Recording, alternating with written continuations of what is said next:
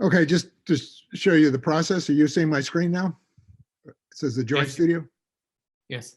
Okay. I think most of you heard part of this or all this before, but again, the basic process is rather than starting with a program, we start by studying joints. This is some old projects from Virginia, but basically the students just explore ways of joining materials, mostly wood. Then they develop a language out of that.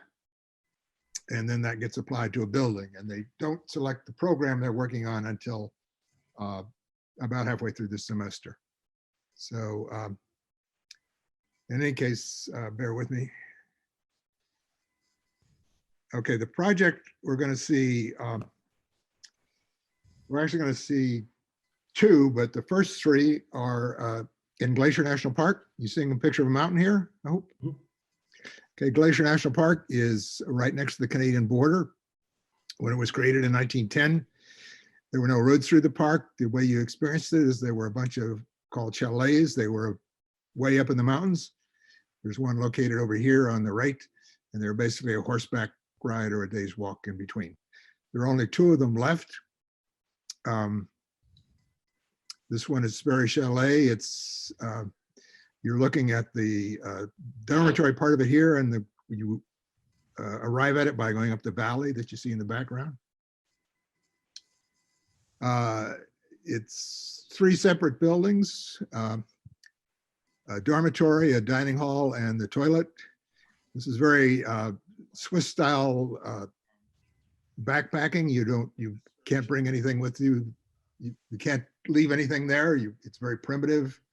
They do feed you, but basically it's you pack in and you pack out, as they say. This is the old dorm, which was built about 1910. And this is the camp. These two buildings, this is the dining hall on the left, the dormitory on the right. And again, the sleeping areas have no light, no plumbing, no electricity. It's primitive in the best sense of the word. About 2 years ago, the dormitory burned down, leaving this stone shell. And the Park Service looked at various alternatives. The one that we are pursuing is this, that rather than rebuilding the dorm, it's left as a ruin. It does need to be stabilized, however. The walls will not stand without wood bracing. So one of the assignments was to brace these walls and do it in a way that made that some way architecturally useful. It might be enclosure, it might not be. Again, this is the temporary bracing that was there. If you look in the background, you see the dining hall. And then the alternative that we pursued, which is not the one the Park Service decided, was that they would build a series of very small shelters around this, not as a single building for the campers to stay in. They would eat in the dining hall, and then you needed to brace the building, but it was up to them to determine whether that would be useful or how useful it would be. Okay, so anyway, I'm going to end this. And Ethan, are you ready to take over? Yes, yeah, let me take over. Okay, again, keep it short. So these things are taking a long time. So just give us the highlights of your scheme and let the reviewers ask questions. All right. Well, I'm Ethan. I'm a fifth-year architecture student here at UT, and I'll just begin. This is a view of the Sperry Chalet.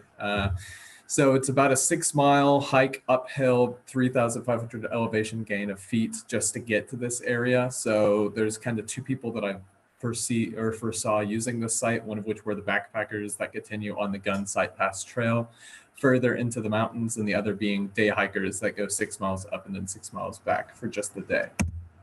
We began the studio by exploring a few different joint concepts. I began with the top left up here, this sort of windmill design where each of the steel pieces is a plate that's offset and connected to a wood piece. And that was really attractive to me. So even though I explored other options, just as the ones on the top right and top left, I kept coming back to this idea of sort of these offset wood beams connected with the steel plate, as you can see on the bottom right here. But I ended up inverting that bottom right model and creating a very simple system that operated off of that steel plate that's raised up, and missing that sort of the two voids of the steel plates creates a void where the column would be that would normally exist in a space like this, creating these sort of diagonal pieces that hold up the beam frame above.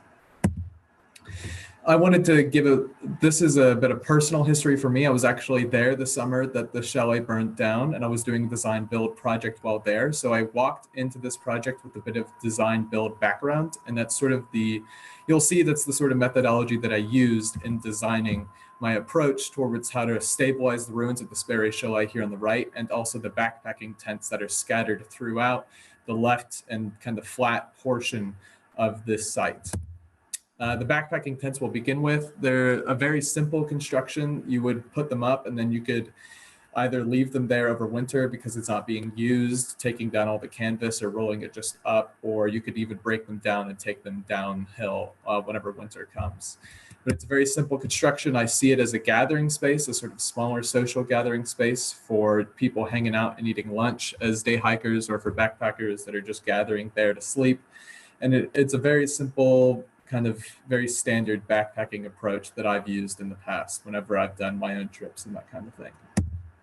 And then as for the ruins itself, I used that same model that you saw previously and extrapolated it 3 times to create this clean design on the first floor that just has that sort of broad and usable staircase that would operate for instructors to teach from or onto. For students sitting there, there are instructors that teach courses about the natural environment up there. So people can gather on that small staircase or on the deck there, or kind of mill about in this small little gathering space here. I really wanted to leave it as open-ended as I could. And then I created an observation deck on top that utilizes the views that you get down the valley, because that's just such an extraordinary view. And I wanted to provide a space for the day hikers to come in, and also for the backpackers to gather and have small social areas to have for themselves with that extraordinary view looking out. Yeah, this is another example of that sort of simple construction technique that I used. I have a lot of the different ideas for the different 2x wood that you would use as the secondary system to create the decks, and the subfloor would be plywood. And then the primary structure itself would be those 3 column systems with a frame that creates that rigidity at that planar level on top for that secondary deck, which you can see above right here. And then of course right here, that's that extraordinary view that you're looking at to right here.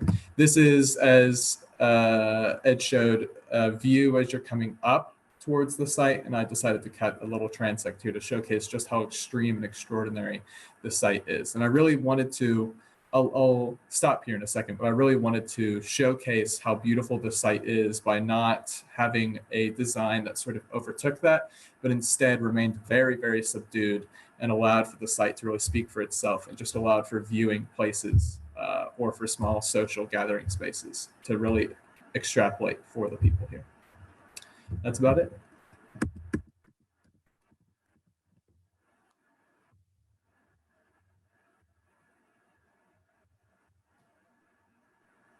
Ethan, Yeah. can you elaborate on the backpacker? Seems like the backpackers tents, or whatever you call them, are kind of the prototype for the, I don't know if they were designed before. Can you talk about, I know obviously you kind of inverted the whole joint, but can you talk about the rationale of the final form or shape that those are taking?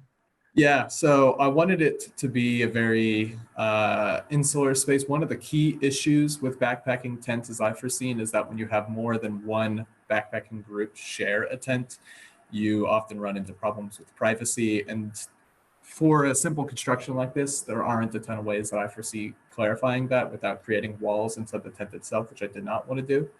So instead, I used that structural system with panels like this to have it be able to be folded down or leave it open. And I really wanted the tents to be something that you could mess around with in terms of, do I leave one side open to catch the mountain breeze at night or the valley breeze in the morning? Do we leave the central pieces, that central core right there, open to allow us to have a view to the sky at night? Or do we close 2 sides up to give privacy to people perhaps on the left side here and then on the right side here, because you could have two different teams doing that kind of thing.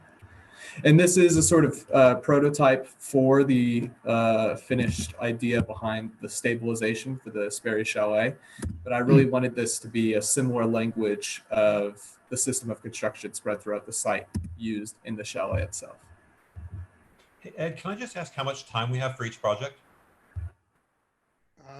25 minutes. So, and they've been talking for about 10. So, okay. So, thanks. I'll let you know. No, Kevin, I'll stop talking. Kevin, I'll stop talking so you can. no, it's not that. It's just like the last review I was on. It just the students presented for a long time, and then there wasn't any time to talk. And I just trying to parse my comments or questions. Like, seems like there's time for just one or two questions. The questions I had are actually about the. I think I understand the whole thing. It's a beautiful presentation. There's all kinds of interesting things about it. I just had a question about the stabilization of this structure. There isn't a kind of agenda about keeping it kind of dry or anything like that. It's just about literally stabilizing the walls from falling over, correct? Yeah. It's against the wind. It's only habitable from July the 1st to September. It'll be under snow, most of the year. Okay. Rest of the year, yeah, they get like 10 inches. So So I you don't have any kind of concern about the rain during the I did look this up. They only get a little bit of rain, and there is a sort of drainage system that operates, but with the conditions of backpacking as it is, I wanted to leave things very primal and just have it be like, obviously this first area is conditioned against that because it's got that deck covering it, but I didn't want to like cover up the second deck as well, because that would have created something that broke the view of the stone walls on the outside. So I have a bunch of interesting comments about what I don't know if they're interesting or not, but comments that are interesting to me about the project. There's a lot of stuff that I like about this a lot, and I particularly appreciate that you kept with that joint as a generator for the project, and as something that would start to kind of you'd pursue. And I think the joint's really interesting. It is obviously like Thorn Crown Chapel, right? Like or not structurally, but the fact that the moment where things come together is also dematerialized. You know that building, I presume. Yeah. Right. So, and to me, one of the most interesting things about this is not that it structurally works, but that it is like the chapel in that way, where it sort of dematerializes right where you would expect it to be, kind of very firm. Where you start to see things get thick, it actually gets, transparent. And to me, that's its great kind of value. And so I much prefer the stabilization structure to the tents, although there's things to talk about with the tents. But I like this very much for that reason, right? This thing that is in the middle that has its inherent stable issues, not so much for twisting, but the walls do that, but just for it's triangulated and right where you think it all comes together, it starts to dematerialize. The questions I have are twofold. One is, I'm as much as I like the grass on the bottom, that wouldn't exactly be the surface inside, given the Right. light. Yeah. And it would be better, I think, if it was gravel or something like that. Anyway, but I wonder about how it touches the ground. And it seems to me like that's another moment where it seems like this thing wants to have a similar kind of character, where it might dematerialize, where it might be much more delicate. It really is a pin connection, right? So it's something that could become very kind of delicate right at that moment. If that's through plates, if that's through, but you have a kind of big tube down there.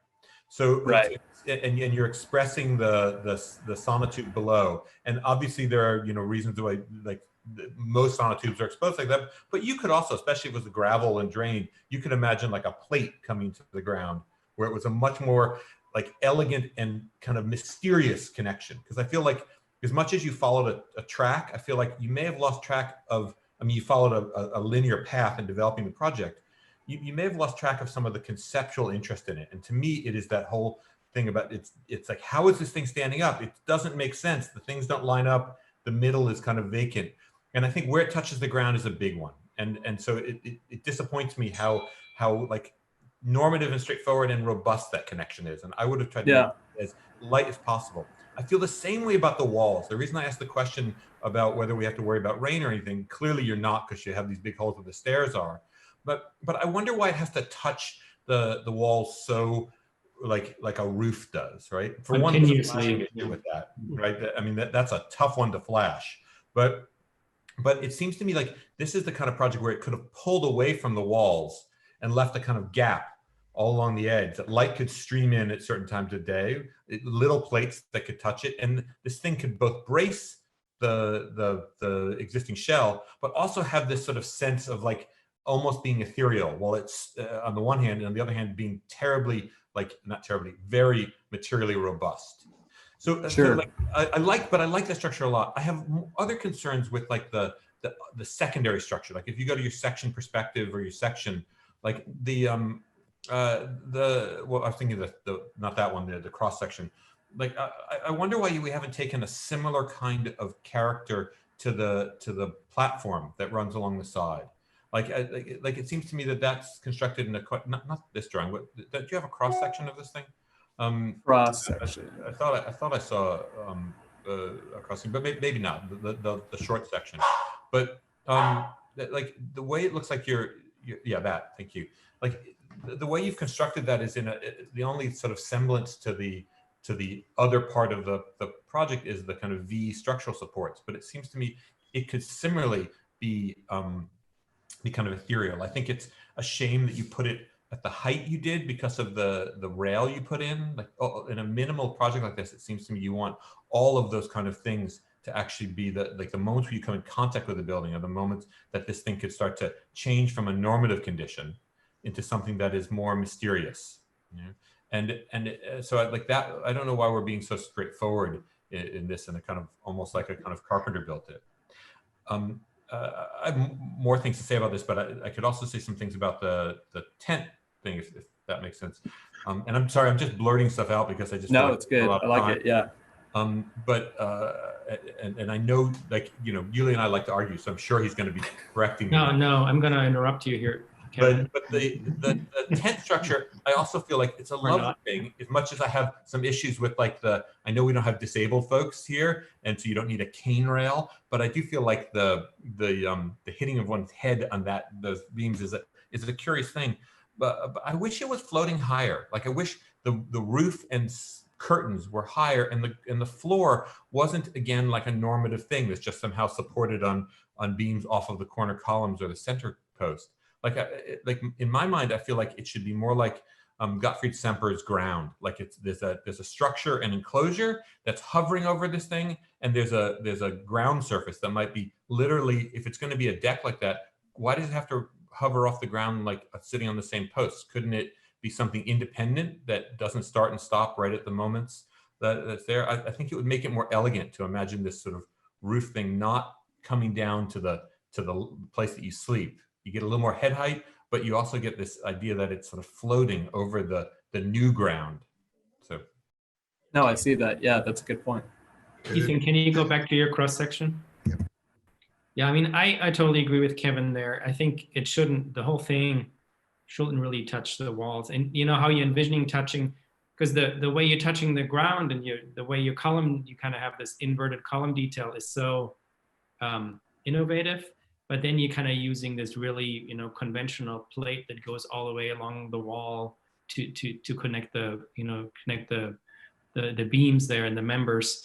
So I could see, I mean, if you go to your plan view of the top deck, I mean, you're already pulling the deck off the walls where the stairs are going up, right? So I don't think it takes much for, even if you don't take it the same width all the way around, but even if there's a foot gap that goes all the way around where you don't have a stair, and then you might just have every so often, you actually have the same steel members that you have on the ground. They actually touch the walls. It will also allow you to look up and get kind of the visual continuity of looking up onto the ruin, right? And kind of being able to perceive that entire wall. And then it also, you'd end up with any conditions where the wood is touching stone or the wood is touching the ground. You know, it can always dry out when it's raining, when it gets wet. So, well, you could flash it for one, because this is, yeah, you don't have to flash it because you're pulling everything back. The only piece exposed is a little piece of galvanized or stainless steel that connects into the masonry walls, and the wood, you know, water can't drip off, and the whole thing can dry off, and there's no water getting trapped anywhere or anything.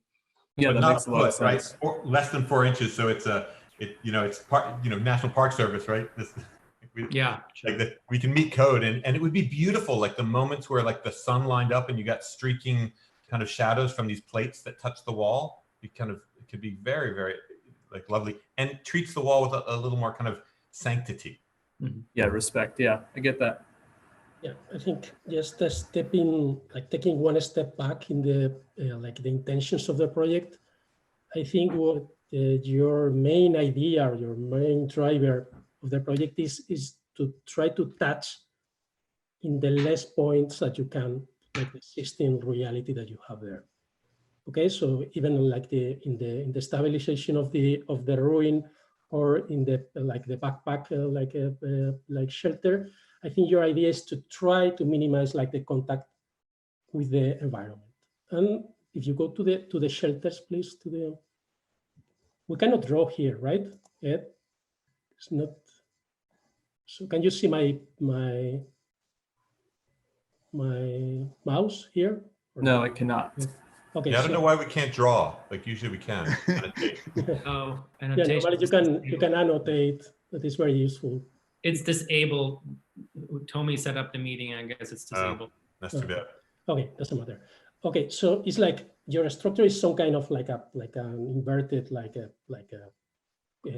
pyramid or something that you like the intention of this project is to touch only one point and to minimize the rest of the connections. I think I see like the structural like work of this like working in this way. No, so I guess that if you can try to get rid of the connections in the four corners and try to substitute them with some kind of cables that are making a structural work that is not very easy to understand, but is like very clear to me. That is, okay, you have a structure that is like not stable, and you have like four wires connecting to the ground with some kind of like a foundation there. And then if the wind pushes in one direction, two wires are working in tension and the other ones are not working. And even in the other direction works in the same way. No? So substituting like the corners for some kind of like tension members, this can be much lighter. The connection with the fabric of the shelter can be much easier than what you have here, because you didn't work with the connection of the fabric with the wood. I think it's very important. It's as important as the connection of the ruin with the wood that you have in the other case. And I think trying to change into some kind of tension members that are completely dematerialized can help you to get a much better project. And like a 10 the same case. It's the same case that in the ruins. No, like I agree completely that touching the ruin in the minimum like points that you can clean completely the skin that you have and can transform it in something much better than what you Yeah, I see that. I like that comment. Yeah, you kind of taking away from those conventions that are so expected. Can you go back to your, I know we probably have to move on, Ed. Can you go back to your we're doing okay. section, cross-sec, we'll keep going. There was another section, perspective or something that you had of the The deck. long one. That one. Also the railings on this one, don't like everything you're proposing here, like the structure is so innovative.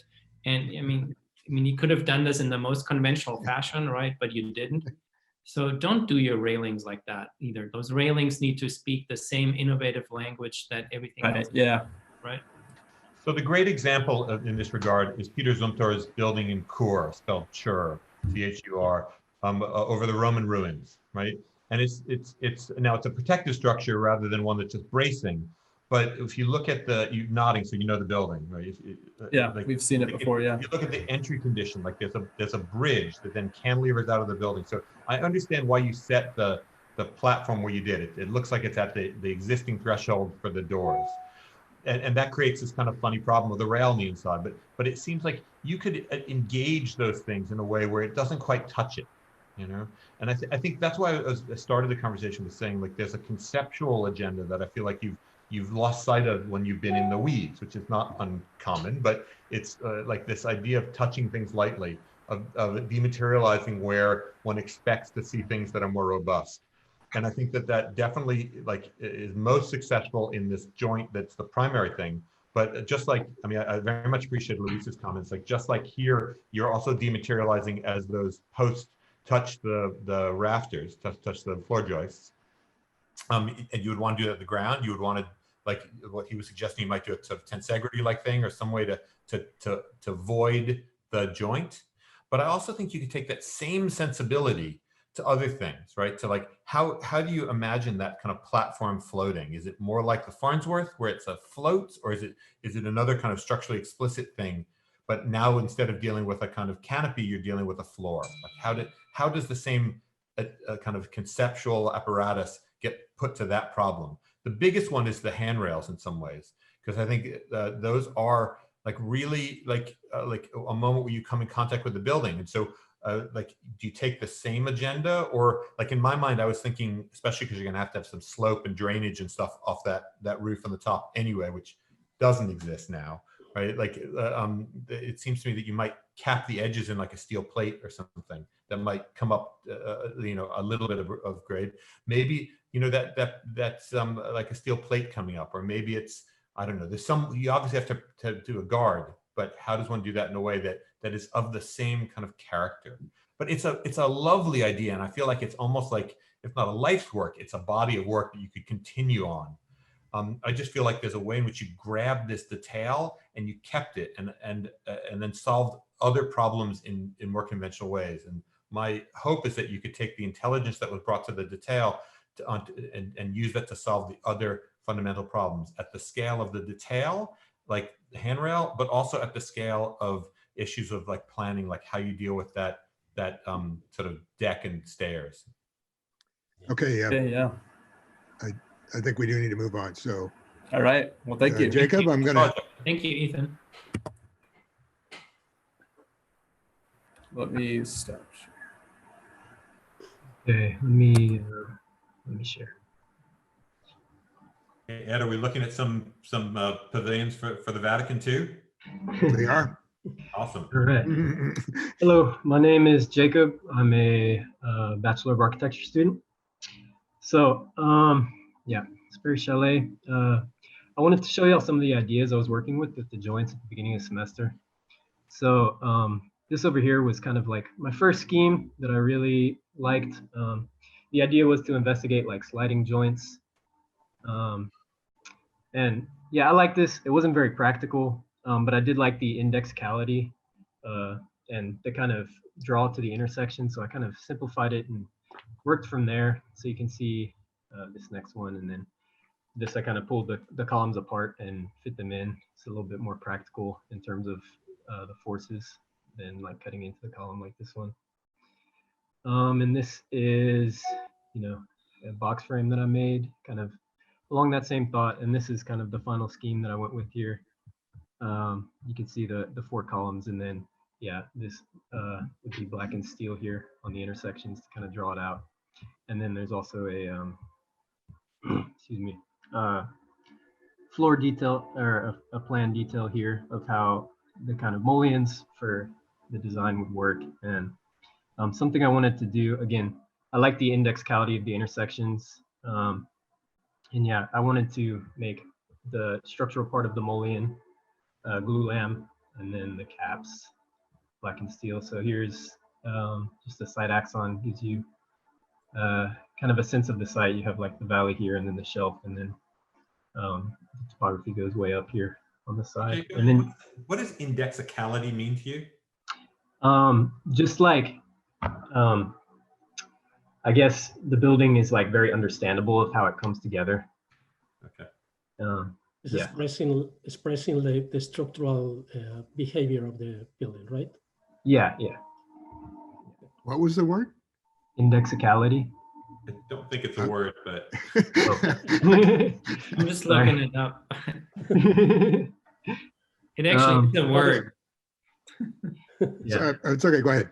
Okay, yeah. So yeah, you have the chalet here, and then also I went with the same scheme of making kind of little dormitory units to replace, you know, the burnt down structure here, and sprinkled them along the side, kind of for privacy. So here's again, here's the axon. It's shifted view. So here's the valley and then the mountain up. And you can see kind of the structural plan here and how these joints are working together, the frame, and then how it looks in the final building. So yeah, here's a section perspective. Yeah, I also wanted to make the top floor occupiable, so you could view out, get that nice view down into the valley.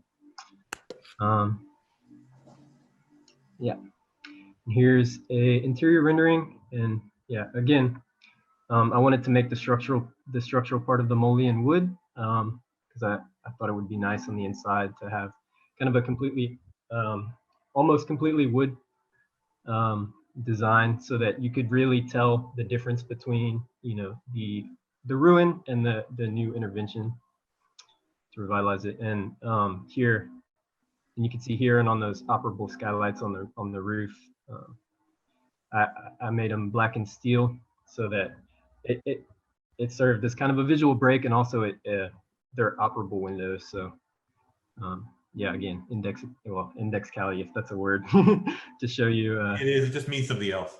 Oh, really? Okay. I mean, can you maybe substitute it for legibility or something? I don't know. Yeah, legibility. Okay, that's good. Yeah, and then yeah, here's kind of roof perspective. You can see the operable skylights that would be at the top of these stairs leading out on both sides to allow access to the roof. What is the size of the columns here? What is the? These are like 1 foot by a foot, a foot by a foot. Each of the 4 pieces is, so yeah. So it's like. Why is it so robust? Yeah. Everything is supersized. So yeah. Why? Yeah. Well, initially, well, it's actually quite a long span. Like this whole, from end to end, it's like about 90 feet. Wait, the cross? No. The long section. That's not how you're But spanning. you're not spanning it. Yeah. Yeah. I don't know. I just kind of liked the monumentality of it to some degree. I mean, yeah. I mean, I think I agree. Everything's a little oversized. I think it takes away from the massiveness of the ruin. That you're juxtaposing something equally as, I mean, obviously, you know, choosing a different material, but you're inserting this really, I mean, you know, clearly oversized, structurally oversized building into that. I mean, I do like the concept. I like the idea of the, you know, dissolving the column and running the beams through there. I mean, and there's you've obviously looked at some Japanese examples, but I think juxtaposing kind of the heaviness of that against the heaviness of the masonry walls, I think you're just losing something there in the whole scheme of things, in my opinion. Also, like, I don't think I mean, again, I think there's a clarity about your connections, legibility about your connections, and the way they're being put together. But again, I think those plates seem to be oversized as well. So I think everything could probably just kind of shrink down a little bit and make a little bit more, allow the actual building to get a little bit more presence. And then I'm also wondering, I mean, I do like the column pairs, or, you know, it's obviously column bundles that are kind of marching down the structure, but then I'm wondering about the, you know, if I want to be, I mean, I would want that masonry wall to be legible from the inside, and then I would try to maybe minimize any visual disruptions between the columns. I mean, I also don't think, I mean, the way you've detailed it, it almost looks like that wall is part of a conditioned building. But I think even just, I don't think this would be in a conditioned space probably there. It is a conditioned space, isn't it? Yeah, it's enclosed. Seems like you've designed it that way, but then if you know, once you make a conditioned space, then also you're kind of, you know, all of a sudden you have to look at the airtightness of your window mullions and you know, you have to put double glazing and all those things. I'm just wondering if you had something that just keeps the wind and the rain out and is a little bit more minimal glass enclosure that might even be able to span from floor to ceiling. And even if you need to have mullions in there, maybe that's where you change the material and you say maybe that becomes your really thin piece of steel or something that really gives you this panoramic view between the columns, or not panoramic, I'm an unobstructed view of the masonry beyond the structure itself. Does that make sense? Yeah, yeah, that makes sense. Yeah, I think that's You know, good. I mean, I agree with Yuli that it's perplexing that it's so massive, and you would have thought it would be thinner. And obviously, the Japanese, like, you know, joint reference was there somewhere, at least at the beginning. Mhm. I'm kind of willing to accept that there's some massiveness in this thing, although I do think it's way overscaled. But things that then I have a hard time with are like those big plates, right? That, Yeah. like it seems to me that the thing that was interesting about your first joints was actually that these things just slip by each other. It is like those things in Japanese joints. It's like, wait, how does that work? Not just how it gets put together, but it's like these things look like they're just passing by each other, but yet they're locked into place, right? Now you can do that with the kind of carpentry that the Japanese joints do, but you can also do that with the kind of plates. That you do them hidden, right? There's a whole way in which one can do these even with plugs in the glue lambs, where instead of the plate being on the outside, it's in the middle, right? And it goes and you bolt through, and then you plug the bolts if you want to, because it seems like that level of abstraction, like you were using that word indexicality, I think what you're interested in is the separation of the pieces, that each piece remains somehow in its own identity, right? Like there are a bunch of sticks that are just next to each other, massive or not. But I feel like those plates make it so legible. All of a sudden we like understand it as like, oh, that's just well, why do we even have 4 columns? Like, you know, like one of those columns could hold it up, and you even with the offsets, but with plates like that. So I feel like that like logic wants to come back. I think it's very weird to have these big beams like at intervals when you don't actually have the columns. It's the same beam, but then it's just magically held up. Like that seems to undermine the necessity of that joint, right? And I think like maybe you actually could have made that joint more the size more necessitous if you did the uncanny thing like spanning in the opposite direction. Like, I don't know how often you have to touch this big granite wall, but my guess is you don't have to touch it that often. Maybe it's just where the big beams come through the columns is where it gets touched. And in the other direction, you span the other way, hence the bigger beam and even a kind of longer span condition if it is. A little perverse, but kind of quite interesting maybe. Or maybe those beams are sandwiched between two kind of a floor or ceiling and a floor, so that it's not articulated anywhere except where where you've got your articulated joint. But do you see the point I'm making? Like, having done that other one, it undermines the importance conceptually of that joint giving character, right? So there are other things like that, but to me it seems like that's the kind of important thing. From my perspective, like other points that would be kind of interesting to look at is like just how that wood touches the stone. You know, I mean, for one, Yeah. you're not going to touch it like that. You know, I mean, if nothing else, the end grain is the problem, even in a glue lamb, right? But like, I mean, and there's issues with just exposing them without a cap in general, but maybe there's a technical solution to that. But it seems to me like that's a moment where the building tells its story, indexes itself against the existing, right? So is it like what I was suggesting in the last one, where there's like a shadow there and it's touched by actually some hidden plate in the middle, like the way the other ones are attached? You know, does it penetrate it? Like, do you actually start to carve into the stone and have it receive the end of the wood? Like, I think that's one of these kind of critical junctures that is just left now kind of for Photoshop, you know, and that, to me, I think it tells a whole story about your project. There are other parts of it. Like, I like the project, and I actually like that you're trying to make it an interior space, but the critical issues that come to me with that are less like the issues that we're just talking about, but to me, it's like actually an issue of heating and cooling. And I think you want to have a strategy, like to me, it's like a radiant one, right? Because you don't want forced air in this thing.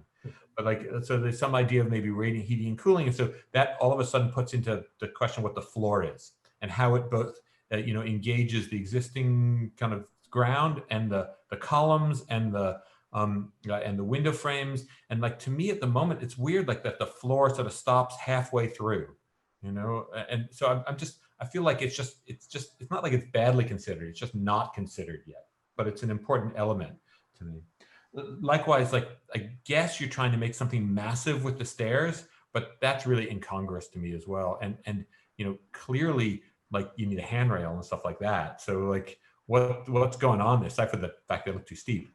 But like, I just feel like these, like, in a minimalist structure like this, that you could go to some of those moments and say, how does that affect the larger conception of the piece? Like in Yuli's mind, and I think quite rightly, there's a question about the massiveness of this against the massiveness of the stone. And I feel like you either agree with him and you start to make these things delicate, in ways that are kind of maybe even confounding, that stair is like a folded plane or something, and somehow it's just floating down, or you say, no, Yuli, you don't get it. It's actually all about mass and mass or something. And it wouldn't be my preference, just to be clear, but like, I feel like that there's a kind of argument about how one mass in wood is related to this other mass in stone.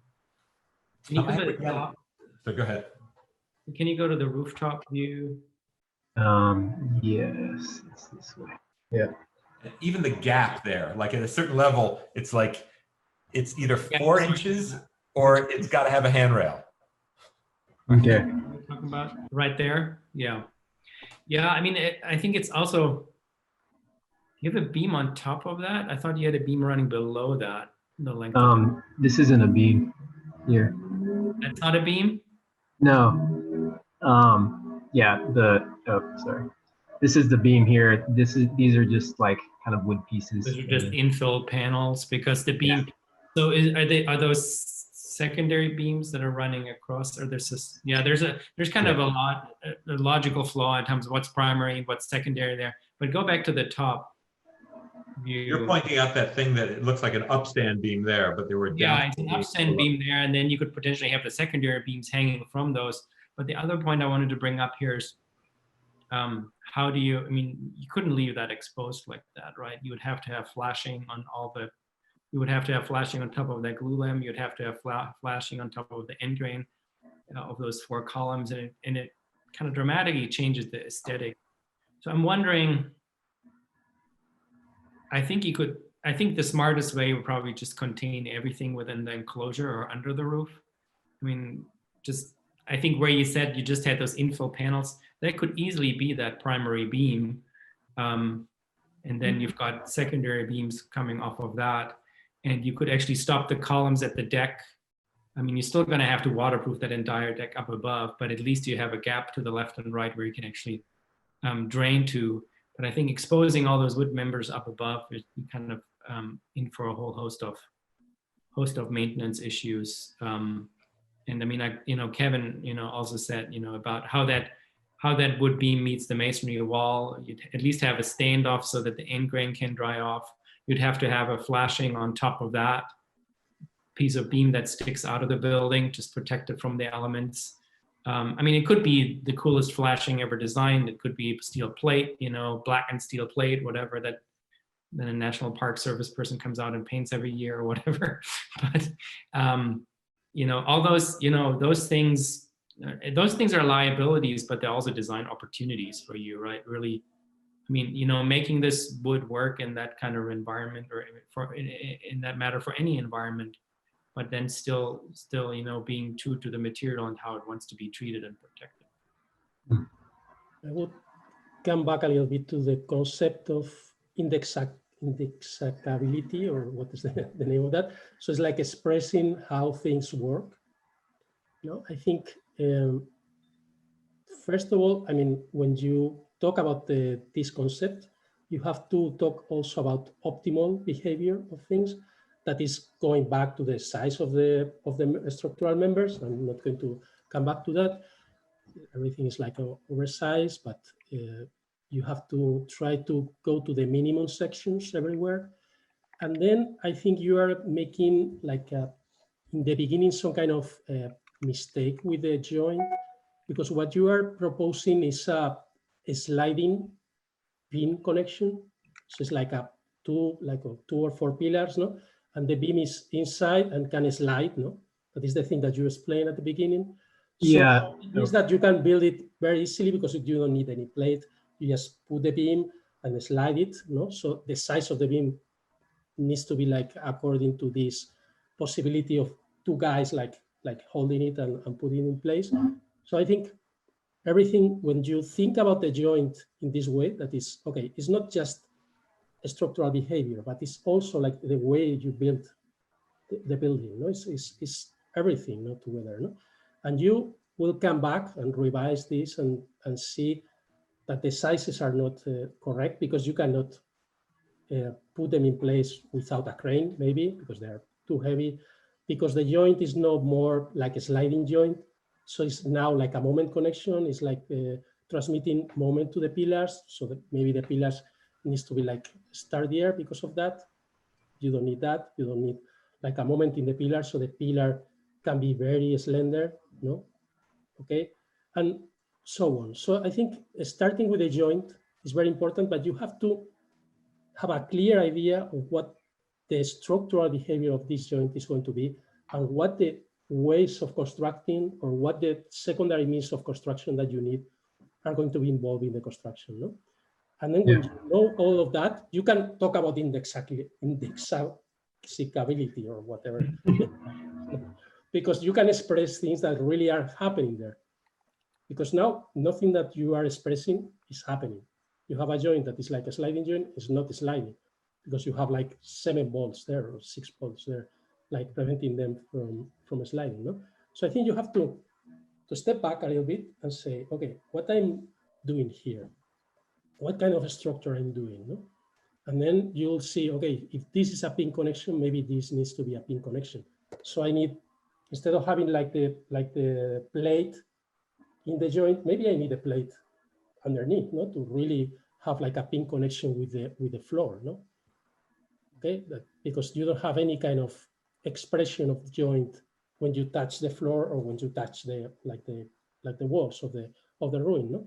And exactly there is where you need to express like how the building is like behaving, no? How this is touching like the I think like the boundary conditions of the building are not really expressed in the, and you have all the elements there to make it, but you have to step back. Okay. Okay. Jacob, I Yeah. think there's an important lesson for you here. Mhm. I think that, If go ahead, Ed. If this were my scheme, I would have said, I've got to put something inside this monumental ruin. And I think the way to do it is to do something monumental. I need to do something as big and heavy as what I'm putting it in. And I'm going to oversize everything. I'm going to make the connections much bigger than they need to be, and make the columns 4 times as big as they need to be. It's going to be like a Greek temple. It's going to be like the Temple of Karnak. And Kevin and Uli and Luis would have said the same thing. But I think your scheme is actually remarkably consistent to me. It does have great conviction to it, but you started by apologizing for it before you began. You know, I think you ought to have your scheme has a lot of conviction to me, Yeah, I think, and you ought to present it that way. You know, obviously we're all uncertain about what we do and what we design. We always wonder, maybe it should be light, you know, maybe it should be like Japanese, maybe it should touch things lightly. Maybe it's the wrong approach, but you have an approach here. And I think when you're at the final review, you might as well go for it and say, this is what I believe. And you would have got the same reaction, but I think people probably would have respected you a lot more for. I don't know if you would have gotten the same reaction, because I think like, it's nice that you said that, Ed, because the conviction doesn't come through. Like I would have loved to have heard him say, I want to make a hypostyle hall, you know, turn this thing into something like absurd, like there's so many columns, you know. And but then the conversation might have been like, well, why are we putting the glass between the columns then? I mean, I understand the logic of that. That makes some sense just technically, you know, because it's hard to glaze around exposed beams and things. But like, you know, if you really want the presence of them, you deal with, like, some things are different. So I love hearing that. And like, I had written down this thing. It's like, is it like a giant, like just holding the wall up with touching the wall like lightly with his finger? You know, like I feel like the identity of it is just it's just unclear at the moment. You know? Well, Luis's point can that I you need a helicopter or horse to get to this site. Those are your only options. So the crane is not good. But these kind of things, you can solve the problem in 2 ways. You can step back and do it again, like lighter, like with all the things that we talk about, or you can go ahead and make it worse. I mean, this is also a solution for an architectural problem. Saying, okay, no, it's so heavy, but I'm actually want this way, and I'm going to make it even heavier. So I'm going to divide it in different pieces. I'm going to make these columns like really huge, but I'm going to try to build them like with in steps, no, with some kind of like connections in between. So you cannot transport the whole column, but you can make like this kind of rig, no, thing, like trying to make like sections of the structure and mounting them on place, no. And maybe the beams are not like the whole beam, but are like 3-4 pieces of a beam with a wire inside that you have make the tension, like in the pieces of prefab concrete when you make like this kind of post tension things, no? So you make this like really heavy, but then you have to have like another thoughts about that. You have to understand what you are doing and saying, okay, I'm going to make it worse. I don't care about what you guys are doing, are saying, no, I don't care about like slender pillars and like sliding joints. I want this to be like a massive kind of thing, but then go for it. I mean, just do it, no? And see the problems that you have and make it completely worse. And then maybe worse. I mean, I'm very much about making things worse to make them work. So Thank you. Okay. Jeff. Okay. Sweet.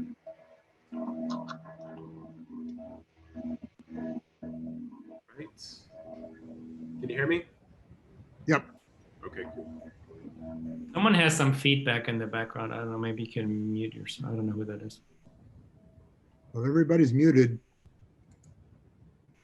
Except the. I think it was me, sorry.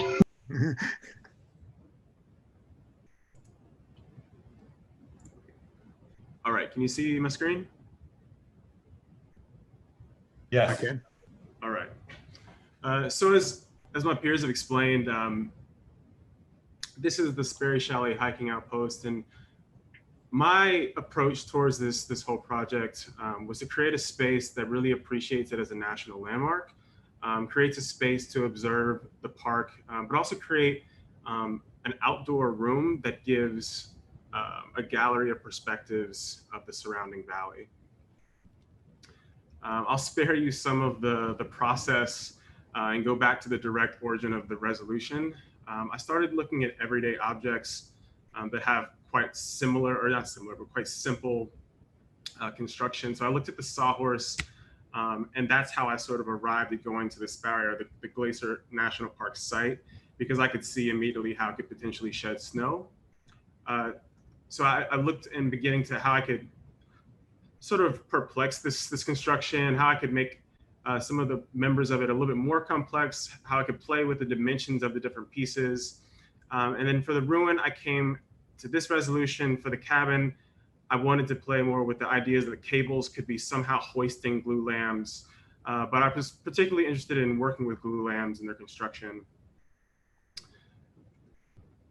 So here in this site, I really was interested in how I could play with, because what's different about our site than others is you actually had to take your structure that you already designed and then bring it into a ruin or something that already existed.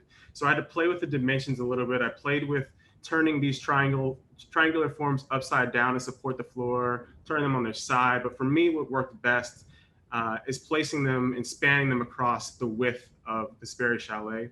And I like this because it actually brings the chalet the attention that it deserves, making it a focal point as hikers climb in, they can see it from across the valley. So this view here would be looking this direction towards the west side of the actual ruin. And as an additional part of our project, we had the cabins that went alongside. So I actually assorted the cabins in sets of 2 along this trail that hikers take in as they walk into the site. And I'll get more into the cabins later. I'm going to step into the plans where I'm going to start right here at the western side. So on the ground floor, as you come into the Sperry Chalet, you have 2 points of entry, either at the more north or south side of the face. You come in under the observation deck into this open space where you're met with either the large monumental stair where you could have nature hiking groups meet, You can have a relaxation point after a long hike, or you can go up to the more direct stair that takes you to this level up here. The section perspective here will give you a little bit more of the feeling that I was going for. At this point, you can see how I was trying to make the stairs a focal point as the sun hits it at this time of day. How you're drawn up to these stairs and then brought to the western face to make you look back out at the valley. And you can see how I've framed the openings, the existing openings, as not only points to look out, but as points to sit. And that's why I've placed these wooden pieces inside the existing openings. These are large black and steel, half-inch thick panels. And here you can see this is a sunset or dawn image. And I wanted to emphasize that these moments can be shared not only just in the midday, but also allow or give lighting to allow people to come up and appreciate it when they would want to appreciate a sunset, even when they're home. So giving them some of that same feeling. Here's a detail of the sawhorse toe connecting to the columns that rest alongside the ruin. So I've got 6x6 glulam timber resting in welded steel plates that are attached to a 2-inch by 2-foot rectangular steel tube. And I've inserted the LED strip or light strip inside of this tube that goes in between both of these larger glulam columns. In the section here, you can see how I've spanned this 30-foot width of the ruin. I've got these 6-foot balconies that reach into the landscape. And I've brought back that deck that was existing prior to the fire to match the existing conditions I've created. So the other part of the project that was really important to me was the cabins that go alongside. Now, I understand this is a very sensitive natural site, but I wanted to create a space that was about bringing people out in nature and bringing a place that they actually wanted to visit and wanted to come back to, give them something to look forward to as they're on this 6-mile hike. So my cabins are a little bit more finished. I wanted to create somewhat of a, not completely high end, but a very comfortable space to stay in. But also creating this moment that feels like the tent with these polycarbonate sides. So in plan, I've got about 360 square feet here. Visitors enter through the curtain wall that slides open. We've got a pull-out couch and a queen-size bed to fit about 4 people, realistically 2 adults, 2 small children. And then I've kept the space open so you can go past the CLT divider into the bathroom space in the back, where you also have a smaller view of your surroundings. So at the front end of this cable structure, you can see how the cable is nestled into, let me zoom in a little bit for you. All right, so you can see how the cable is nestled into these metal pieces that fit between 2 4-inch wide glulams, and they sit in this bracket that's supported once again by these 6x6 glulams. And then this is how that hoisting gesture is comprised. And then in the rear, the cable goes through this pulley, which is sitting between the glulams, and that sits in the brackets in the back. And this is anchored into the surrounding rock. Jeffrey, did I miss this in the description? Is that cable literally the way that the glulam gets hoisted up there? So it's hoisted, but it's also sitting in this bracket. So it's an additional support. But that's a vestige of how it was made. Is that right or no? I'm not sure what you mean. Oh, I'm just trying to understand the pulley and the terms. You said hoisted, so I'm just trying to understand. Oh. Are you is that pulley about how this thing is made, that you kind of literally hoist up the beam into place to construct it, or is that stationary? Yeah, I had thoughts and ideas and a whole different idea about how you could sort of deploy these, where they sort of like rise up, and that came into some of this process, but no, it's stationary. So it's not actually a form of how it's made. It's just constructed this way. Okay. Sorry to interrupt. No, you're good. And then here in section, you can see how these systems are functioning, where this cable ties all the way back, sits within this pulley system and is tied back. And there's a connection from front to back with the glass in the back and the glass in the rear, allowing light to pass through. And then here in the cross section, you can see how even though it looks very large in the long section, you can see how it's a very intimate space. There's a CLT floor that rises above the existing conditions as well. Here in my exploded axon, I wanted to really show how I'm connecting the private spaces and the open, or the, I guess you could say, semi-private areas within the cabin, and allowing people to pass by this partition for these private activities in the back. Here's a close-up to how the bathroom really puts you into the landscape, allowing you to shower right next to nature. And this is the view. This is the feeling that I'm really trying to go for with this project, of really having a place that makes that 6-mile hike really worth it. And this is what you would wake up to every morning. And there we have it. Okay.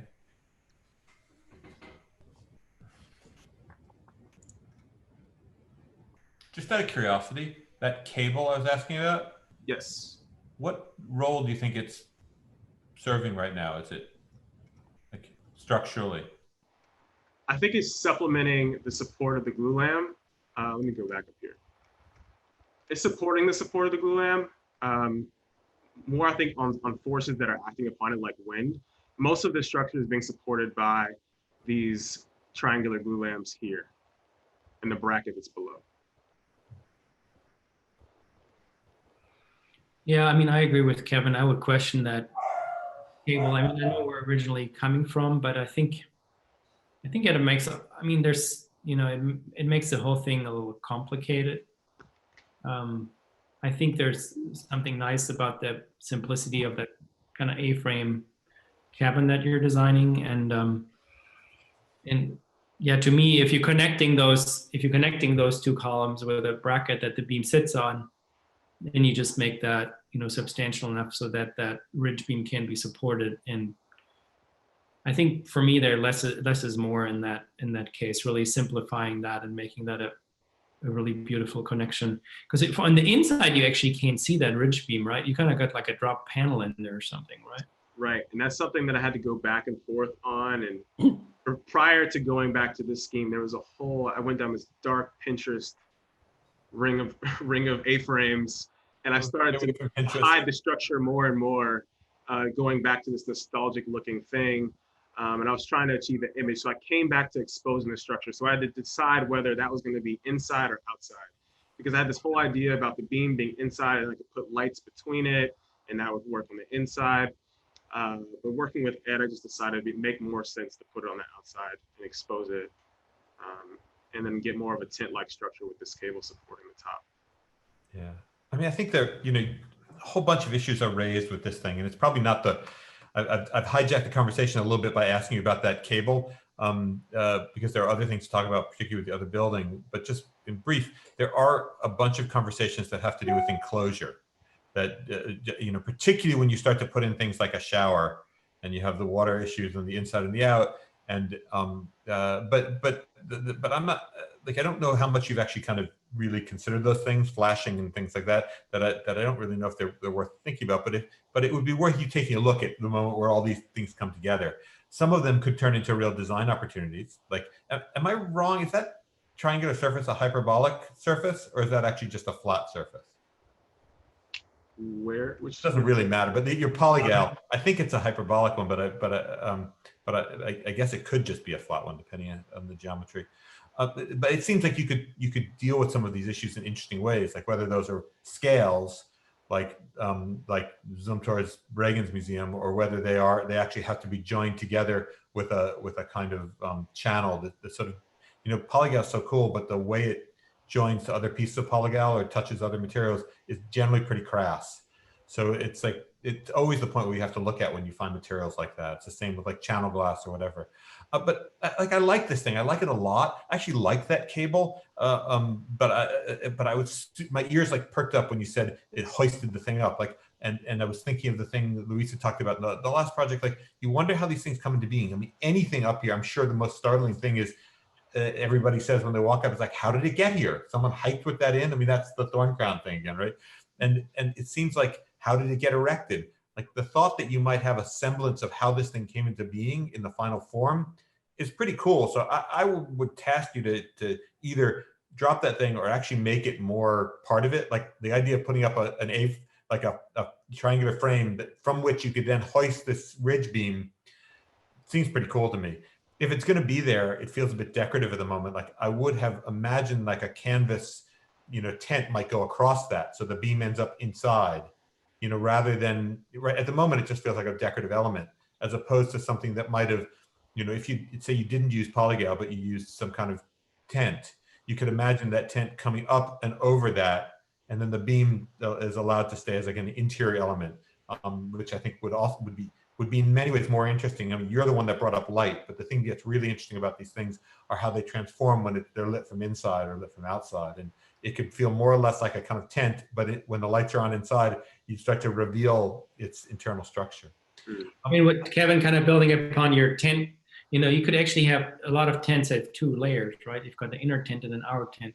You could have the tent structure that actually covers your construction, and then you could have the inner layer that could still be the polygal, but maybe that's just your thermal enclosure on the inside, right? And you've got that other skin over it that's really your rain, your rain or weather enclosure.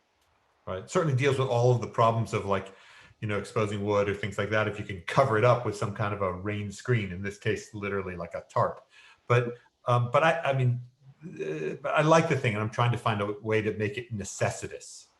It also would be easier if that was a hyperbolic surface, which I think it may be, to get a material like that to actually deal with that is easier, like a fabric. But I think we should talk about the first thing you talked about. I mean, I like this thing a lot. The only thing I was going to say is actually, I wonder if you need the back triangle on this one. Like my own sense is it's almost like the kind of thing where you would imagine, gosh, I wish we could draw now, but you would imagine that the ridge beam might extend further or be sitting on a boulder or something like that. So it's like literally you put up an A-frame, you hoist up this thing, and it, it's a bit more independent. And I have the same issue with the platform with this one as I had with the first project, where like going to all this kind of interesting effort to hold the roof up, it seems odd to then just be spanning off of the floor off of those little kind of triangular elements, as opposed to just having little feet that sit on the ground. But can we move back to your main project? We can, like, I like that joint a lot. Like Which one? Well, go to this one. Yeah, I mean, I like how thoughtful you're being, and I like the consequence of this kind of cathedral-like shape showing up from afar. This is one of the, I saw some of the projects in a preview, but didn't have time to look at all, and I didn't see yours. I love that you're incorporating light. It brings up questions about how you're getting power there, because doing this and having an exposed conduit would be pretty yucky, but I don't know, maybe it's DC. Maybe it's all battery power, and the Park Service comes out and replaces the batteries. Solar panels, yeah. Well, yeah, but then the point being, solar panels would also have a, wire in a place, Yeah, on the site. So they're on the site. Yeah. So I like what you're doing to this thing. Actually, this is not a great drawing to be talking about your project on, but I like the kind of triangular question. Maybe you can go to one of the drawings that showed the larger vision of it.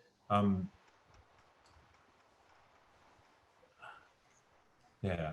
So I find that quite ambitious, like that you would simultaneously see the structure, the old structure, and its kind of implications of kind of Swiss chalets or whatever, but then also have this other thing rising from inside of it. Like, I find that really, really beautiful. And I like that you've adapted your structure to sitting on these posts as opposed to sitting on the ground. Certainly solve some of the, cane rail problems and things like that. So to me, I find that quite poetic, seeing this sort of 6-peaked thing sitting on the inside. I do wish it was enclosed, like you strung a tarp over it or something like that. Like I feel like it's so beautiful. Like, I wish it was something like a ghost rising from the inside of this thing, as opposed to what now just feels like excessive decoration. Like, that's not playing any role in stabilizing the structure, really.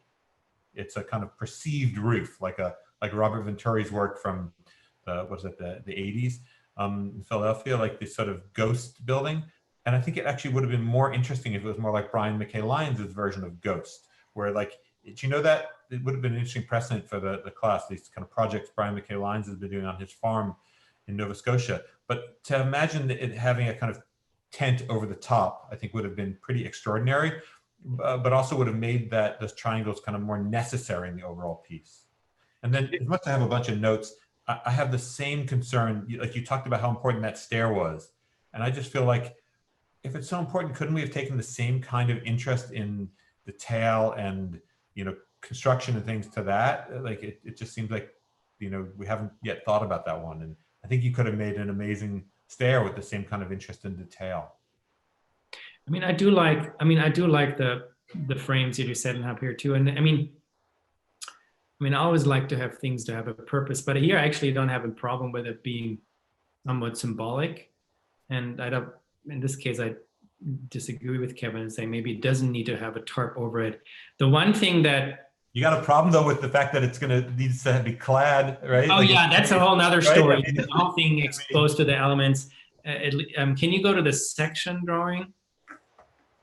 The one thing that bothers me about it is the geometry that you're introducing. Like I wish that it would actually follow the original geometry of the historic building, and it's really this, it's like this contemporary ruin, of the roof that you actually insert there with, some beautiful engineered timber material and beautifully detailed, and it's just this kind of rib cage, this really tectonic rib cage that sits up above that.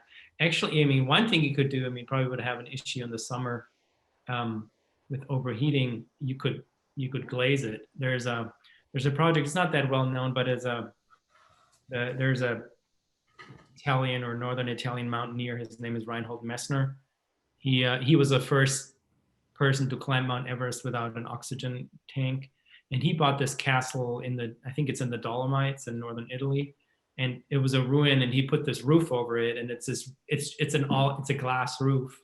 It's a glass roof, and then it's tensioned with steel underneath it. It's super minimal. But you would need, the more I think about it, like this section is really telling, right? That all of the lateral force in this is taken up, the stabilizing force is taken up in that one joint. And the moment is so extreme. No, not that joint, the one in the middle, right? You can't see my cursor, but where the two beams cross, like if you push on the side wall, yeah, that's the thing that's pushing against the thing pushing over, right? Right. As opposed to like, if you had a tarp and it was pulled down in tension, it would keep that thing, like if those walls want to push in, they're gonna, that joint's just gonna go up, unless it's incredibly strong. Right. But the other reason why I refrained from some of the cover, and I refrained from occupying the center, is because I understood how much snow. There's going to be like a 13-foot snowpack, and a lot of these photos kind of only show you a little bit of what the site looks like, but most of the year it's covered in a deep snowpack. So I wanted to keep that compact space down here pretty free, as well as the space above, and that's also the reason why I used the grading. But yeah, I understand this would be a weak point right here. But it's the whole point of the structure too, right? Like if one were going to be critical, one could say you're kind of aestheticizing a kind of structural thing to the point where it's not doing the purpose that you began. Don't get me wrong, I really like this thing, Jeffrey. And what I'm trying to do, and what I think architects do, is they try and solve multiple problems at the same time. So, I'm not so worried about snow load. An A-frame is the best thing for it anyway, that, the slope pulls allows gravity to take the snow off the roof. But without that, and it solves issues of kind of, exposing wood and end grain and all that stuff if you cover it. But even not, I feel like a kind of tensile thing that would just hold it down would take you a long way. Jeff, I copied the link into the chat. For some reason, I can't copy stuff out of it, but it's the Messner Mountain Museum. Gotcha. Kind of see that roof there. It's obviously your project obviously is taking a different approach, but kind of adding some kind of, and the glass that he actually is on there seems kind of green, so you probably want to get a low iron glass to actually get, you know, this really transparent appearance. Nice. So This one looking up. can you see my mouse now? No. No? Okay. So what I see here is that you are building, in fact, you are building an arch. I mean, what you have here is some kind of three articulated arch with some kind of like pin joint in the top.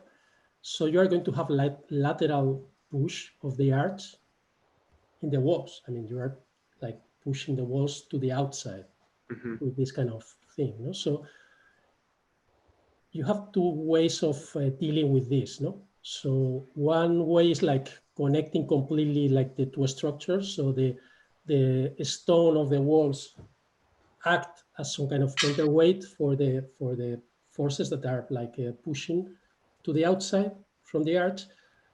Or the other way is to put like some kind of wire that is like transforming this arch into some kind of truss, like a very simple truss, like a, you know, like a triangular, like a roof and some kind of like tension member in the middle. No? Because other way, what you are doing is like pushing like this, like the structure, like the ruin outside. No? Right. And the same with the other, I think with the other, if you go to the tents, I think what you are doing is also, I agree that you need to look for some kind of reason to do that, because now it's like it's like completely ornamental, because if you see this structure, what you have is like it's a beam that has like a small cantilever in one side and two pin supports, two pin connections. So the moment is always negative here. So what you mean is that it means that this wire is not going to work. It's like it's going to be loose always. Okay, so to work it should be underneath. Okay, so you need, because when you have a beam, no, that is like with two support, it's going to do that. So you have compression on top and tension on the bottom. So you need like the tension member underneath, not on top. If you have it on top, this deformation is going to make that the wire is completely loose. No? So it's never going to be this way. So I think like looking for another reason to do that, like saying, okay, what I'm doing is like bringing like the big beam there and pushing it, like hoisting this with these two supports, like these triangular supports, can be a very good reason, no? Like adding some kind of pulleys on top or something, no? Transforming it into some kind of mechanism that helps you to build the building, I think. So if I didn't have the bracket basically here and just let it actually work as a hoist, like if it actually was a full pulley system. Or you can put the bracket at the end. I mean, you just right in the back, but not at this end, so that it can actually be taut, like the actual cable. Something like that. No? So you have to find like some kind of justification, because I kind of like it. I mean, I think it's interesting to have like this combination of tension and flexion in the same structure. Is holding like the building in case of like a wind load or something like that. Depending on, it's very partial because it's only like holding the building in one direction. So you have wind in the other, you have like the diagonals. But I think the only problem that I would like recommend you here, if you go to the action view of this thing, is the water. So if you have rain, you're going to have like this kind of flat surface that you have in the side of the beam. You see it? So this is where all the water is going to go, no? Are you going to collect the water, or are you going to just leave it like slide? I didn't even get that far with the cabin in terms of water collection, but in terms of making it work, in terms of having deployable systems for every single one, I think it'd have to be some sort of collection to make the composting toilet work, as well as and to make it more independent. I think instead of having like some kind of pipe bringing you water there, that is going to be impossible. Why don't you make like a water, like this kind of device, transforming this into some kind of water collection? So you connect this roof with some kind of like deposit or something. So you have like clean water always, or with some filters, you can have like clean water. And instead of having like this kind of bathroom that is it's like a hotel. No, it's, you That's what I try wanted. to, no, That's you what I make want. some kind of like a deposit on top, like at the end of the beam, for example, and then you, by gravity, you can use the water to have a shower or something like that. Mm. So I think you have a lot of opportunities because the form of the building is perfect to do that, to collect things, no? to collect the sun, to collect like a solar energy, to collect water, no? In the same way that you are collecting the views, no? Because I think it's brilliant the way that you open to both sides, because you normally, when you are in these kind of places, you always look for this kind of long views, no? And like panoramic kind of like landscape, but you forget that you have in the back, no? A landscape that is as interesting as the other one, that is like the micro landscape, no?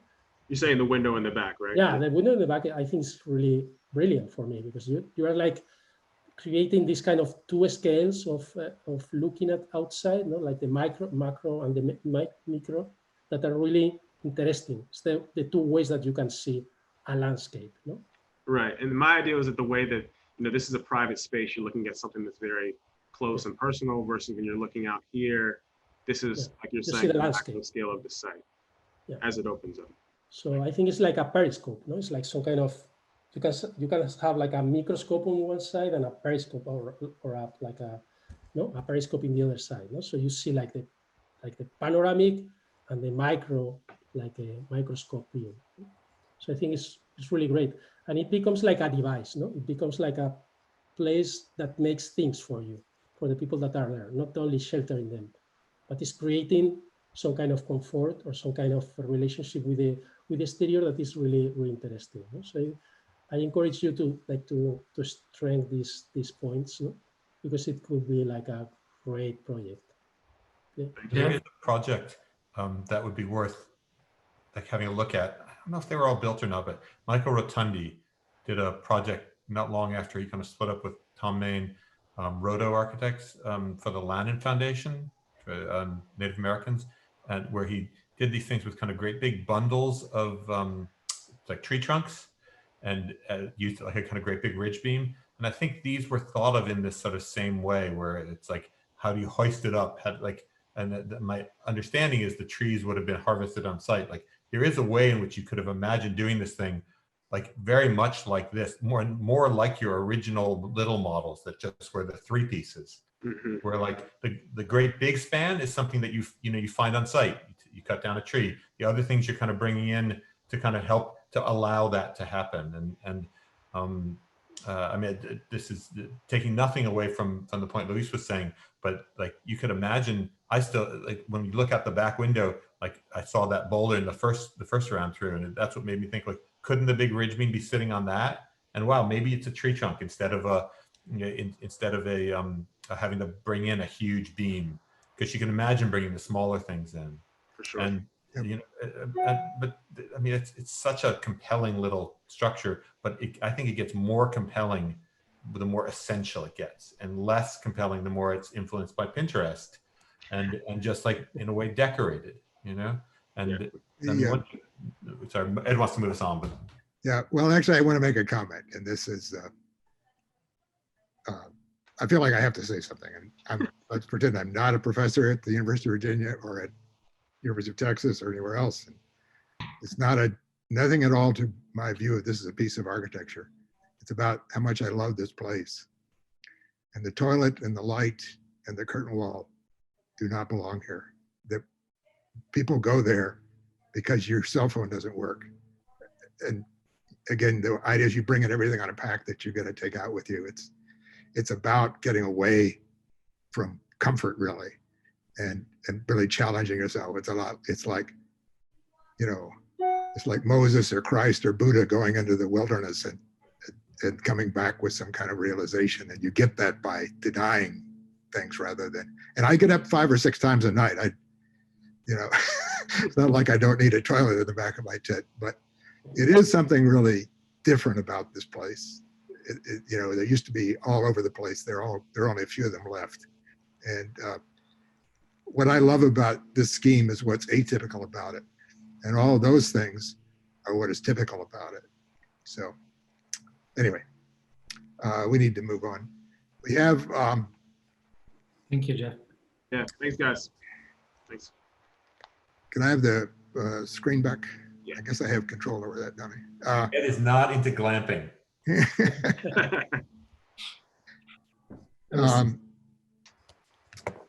Let me go back to, Hey, Yuli, what was that example again? I missed it. What was the name of the thing? It's actually, let me, I'm trying to. I have a picture of it. I was looking for it. I can't find it. I know exactly the one you mean. It's Duval Castle. Yeah, yeah. UVAL. If we weren't zooming, I'd be able to. Yeah, I Go get put it it right in now. the chat, the link of it's actually a museum to his legacy, I think, as a mountaineer. Oh, there It's it is. just a glass roof. It's nothing, it's just interestingly detailed. It always worried me that you'd cook in that thing because it's just a sheet of glass. But anyway. Probably, yeah. Okay, quickly. We have one project here. This is probably something you know. This was part of the Biennale, I guess, 2 years ago. The Vatican wanted to get involved. This is Venice, of course, and this is the San Giorgio Maggiore. And behind that, there's a garden. And as part of the Biennale, they commissioned, I think, 9 architects to do, I don't know if they called it a chapel. It's the Chapel, only requirement is it had to have an altar, I think, and a chair.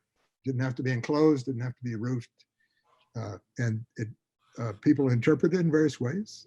And I think it was obviously temporary. And I believe the idea is that they just would dismantle these and move them to other locations. But these are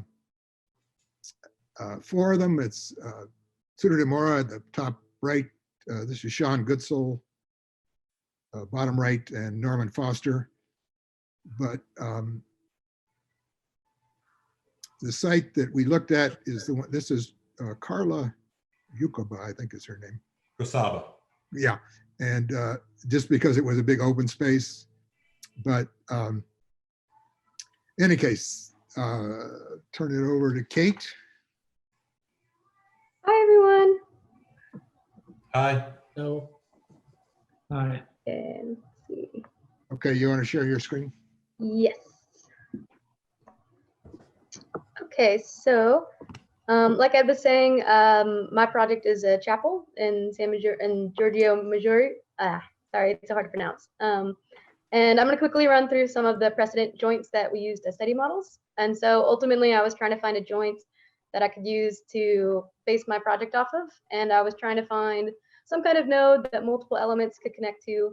And so these were a lot of experimenting, which eventually led me to this node and one other. So this node is important because it basically allows the structure to undulate at a 45-degree angle. And I use it to hold up the main structure, which I'll show you in a minute here. So it's basically 4 separate steel pieces that come together at the node. And there's a space in the steel that allows these 4 separate wooden columns to slide into them, which is nice because it creates this little gap in the column and makes it a little lighter, which I liked. And then the second node was this U-shaped node, which allowed me to let 2 wood members cross each other at virtually any angle, which ultimately allowed me to create this double parabolic intersecting like double curve. And so you could see that at the 4 corners, they're the 4 first nodes. And then there's a bit of hierarchy with the bigger beams. And then all of the smaller beams are connected by those U-joints that I showed you. So here's my site, which I just showed. And so my chapel is located down at the south end of the island. And like he said, it would be a temporary installment. So I was trying to make everything a little lightweight. Here's just a quick show of the context. And it's pretty heavily wooded. You can barely see the water from the site that I picked. And it peeks through, and it's about the same scale as the other buildings on the island. And let me walk you through. So here's my floor plan on the right. The overall scheme of my project is 2 separate buildings. The lower one is the chapel, which is more enclosed. It's meant to be more intimate and nod to a more traditional Catholic church, whereas the upper structure is more open, and that's would act as a pavilion. And so it's supposed to be more airy and show off the structure a little more. There's a very prescribed procession that goes through the project. So you would enter through this really skinny walkway with to your right, there's this long wall, and to your left, there's a garden. So you enter through this small walkway, small door, and you go into the chapel. And then you would exit through this small door, and to your right again is the wall, and to your left is a reflection pool, which would eventually lead you to the pavilion. So the chapel is, like I said, a little more enclosed, and I did a lot of experimentation with the light. And so the roof of the chapel is made of a semi-transparent plexi, which would follow through the curves in certain places and be broken up so that it's not too curved. And it allows for this nice transparent glow through the roof. And then there's 2 large cuts on the high ends of the chapel, which allow direct light in. And so I'll show you that a little more in another drawing. Here's a vision of the wall that I was talking about. And the wall is created of members that are the same size as the roof structure in the pavilion.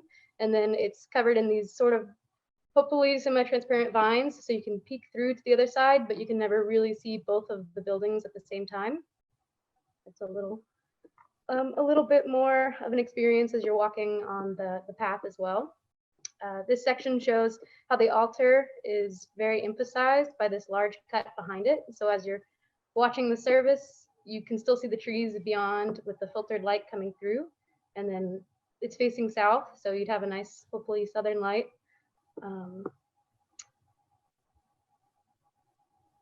And the water pool is meant to reflect both of the buildings depending on where you're standing.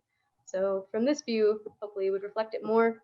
And it also just nodding to the religious aspect of symbolic and water. And yeah, I think that's pretty much everything. I can go back to any of the drawings y'all would like.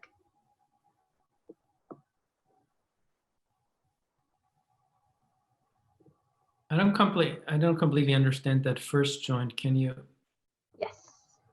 So you got the double columns, and then yeah, I'm trying to understand. So these angled pieces would be steel, and Can you zoom then into that. oops. Let's see.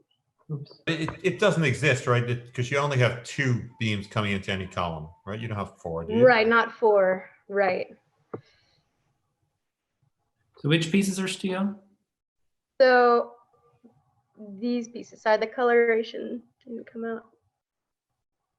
I should have Okay. bumped it up a little more, but the wood would be the columns, and then these would be the beams. Okay, so you got a piece of steel that sandwiches between, and then there's 2 piece of steels that cross in between the columns, and then you've got 2 pieces outside that are being sandwiched. Yes, yes, That are sandwiching on either side, and then the beam goes in the middle. yes, exactly. Isn't the critical joint the one that allows you to join these pieces that aren't meeting at right angles? Yeah, right where your mouth. Mhm. Yeah. Just out of curiosity, Kate, why do you, since the joint is so important to you, why do you have to sandwich the beams? I mean, since you're bolting through, you don't need the steel on both sides of them, right? Right. Why do they cradle? I think mostly when I was designing the joint, I wanted it to be apparent and a little oversized.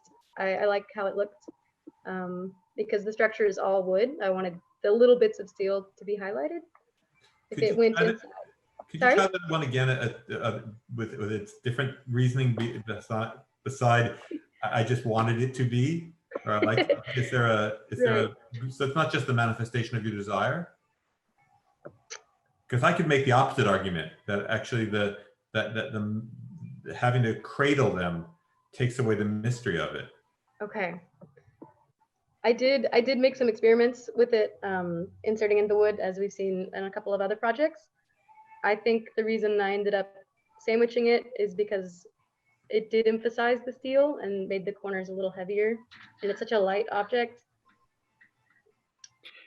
I mean, I feel like there's, you have the columns that are separated, and then you have the beam, you have columns that are come in pairs of 2s or 4s, and then you've got the beam, which is a singular element, which seems like they would be able to interact pretty easily. But then this whole steel element is kind of this adapter that you put in between, and to me, it kind of makes that connection a little clumsy. And I agree with Kevin that it's just drawing a lot of attention to that joint, when I think that maybe the attention wants to be drawn to the complex shape of it rather than those corner conditions. Right. Yeah, I think there was a translation issue from model to projected actual scale in the size of the timbers and the size of the joint pieces. Particularly when you have your kind of perspectives and you see how massive even the kind of smaller pieces of timber are, right? That they're big, right? Will you go to one of your perspectives, maybe? Do you know how big the timber beams are? They're 1.5 feet by 1.5 feet. And the smaller ones? Those are the smaller ones.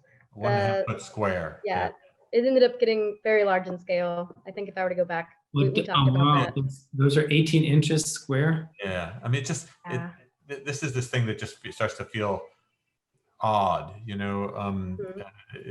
because I think part of, like, I like this parabolic surface. I've always been intrigued by these, sinuous shapes that can be made from all straight lines. And I think you are totally keen, like, in understanding that that joint is the key issue, right? But it seems like at the start that this kind of, maybe it's an aesthetic thing, like, oh, I like it, but why I was giving you a little bit of a hard time about that, just say, well, if you take it out of that, like, what are we trying to have it do? From my perspective, it's too present. Like I would rather it almost disappear, but it performs, although it's massive now. And that also means, like, the spans are bigger, and just like glazing spans and things like that, which are also, by the way, going to be warped surfaces. So like to me, it seems like I might have been more inclined to see those elements get smaller, and one way or another to start to imagine the joint to be a little bit more delicate. I mean, right now they're huge pieces of steel, right? If they got to fit around an 18-inch beam, so you could lag that from one side, you could do all kinds of things. And I wish that thing was just a little more elegant. But I think the idea of the device that can adjust to any angle quite easily is really a brilliant thing. It's more the perception of it now in the overall composition. I think that likewise, I feel like the way it meets the ground is also similarly, like, it made sense at the scale of a model, but when it starts to become, I mean, the big glue lambs, if those are 18 inches, those must be 4 feet, something more? 3 feet, yeah. Okay, well, it looks like bigger than twice the other ones, but even at 3 feet, it's a pretty massive thing. And it just seems like, is it really going to slip inside? Is it going to be, are you going to let a piece of it out so at least the wood and the steel is in the same plane? Or these seem like kind of decisions that help you understand the larger enterprise. I mean, I loved this joint, this idea that you might be able to have 4 beams come into one column in this elegant fashion in the shoe, but then you only ever have 2. So like what does that mean about the joint? It seems like something might want to change. I mean, for me, like, there's many things I like about the project, but I look, and which is testimony to the project, I look right to the joint. So I wonder in this section, as I see the beams and the glass kind of going through the beams or something, like, seems like that also wants to sit on top of the beams in the way one beam sits on top of another beam. A similar kind of joint. Obviously, Renzo Piano is the one that did those things the best, probably in that IBM pavilion, the kind of old, still my favorite of his projects, but the plexiglass, but some way to pop that off and allow it to be attached in ways and maybe, shed water and things like that. But I love that the joint is so important, but I think it's a bit crass at the moment. Yeah, I'm going to put a link to a project in the chat. It's Frei Otto's multi-hall in Mannheim. They actually used lattice work, and they actually laid out the whole structure on the ground, and the joints were actually flexible, and then they built the whole thing up. and they fasten the joint, and the joints are really, they can take up any geometry. So just kind of look at that. You know, I'm obviously not trying to make your project into that, but just kind of look at that project as a reference. I'm wondering if, I think your project would, I'm wondering if you got too much class and transparency in your project. I think the roof would actually benefit from being actually clad in wood decking, which would be kind of make a beautiful underside. You could kind of read the structure of the, you know, of the beams against that. Because right now I think you're getting too much light in anyways. If the roof's transparent, I mean, it's in Italy, would overheat anyways.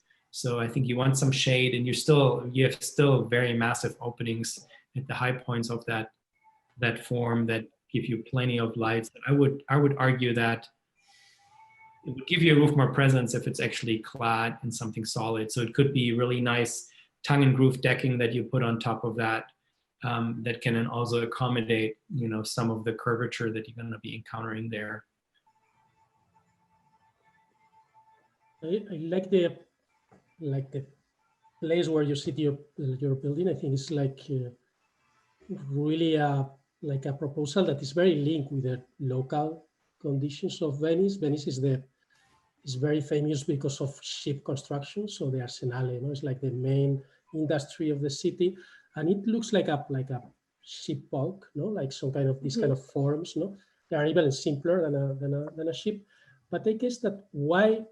Because when you see like the structure of a ship is very clean and it's very clear, it's like these kind of ribs that go all in one direction. Why do you have like these two, like a system, these two kind of like double like beam system that you are using in the roof? Why not using only one in one direction, like a secondary beam, and then using another thing that is like lighter to span like a small distance between the beams that you have there? Because you are using like a double thing that you actually don't need, no? Right. No?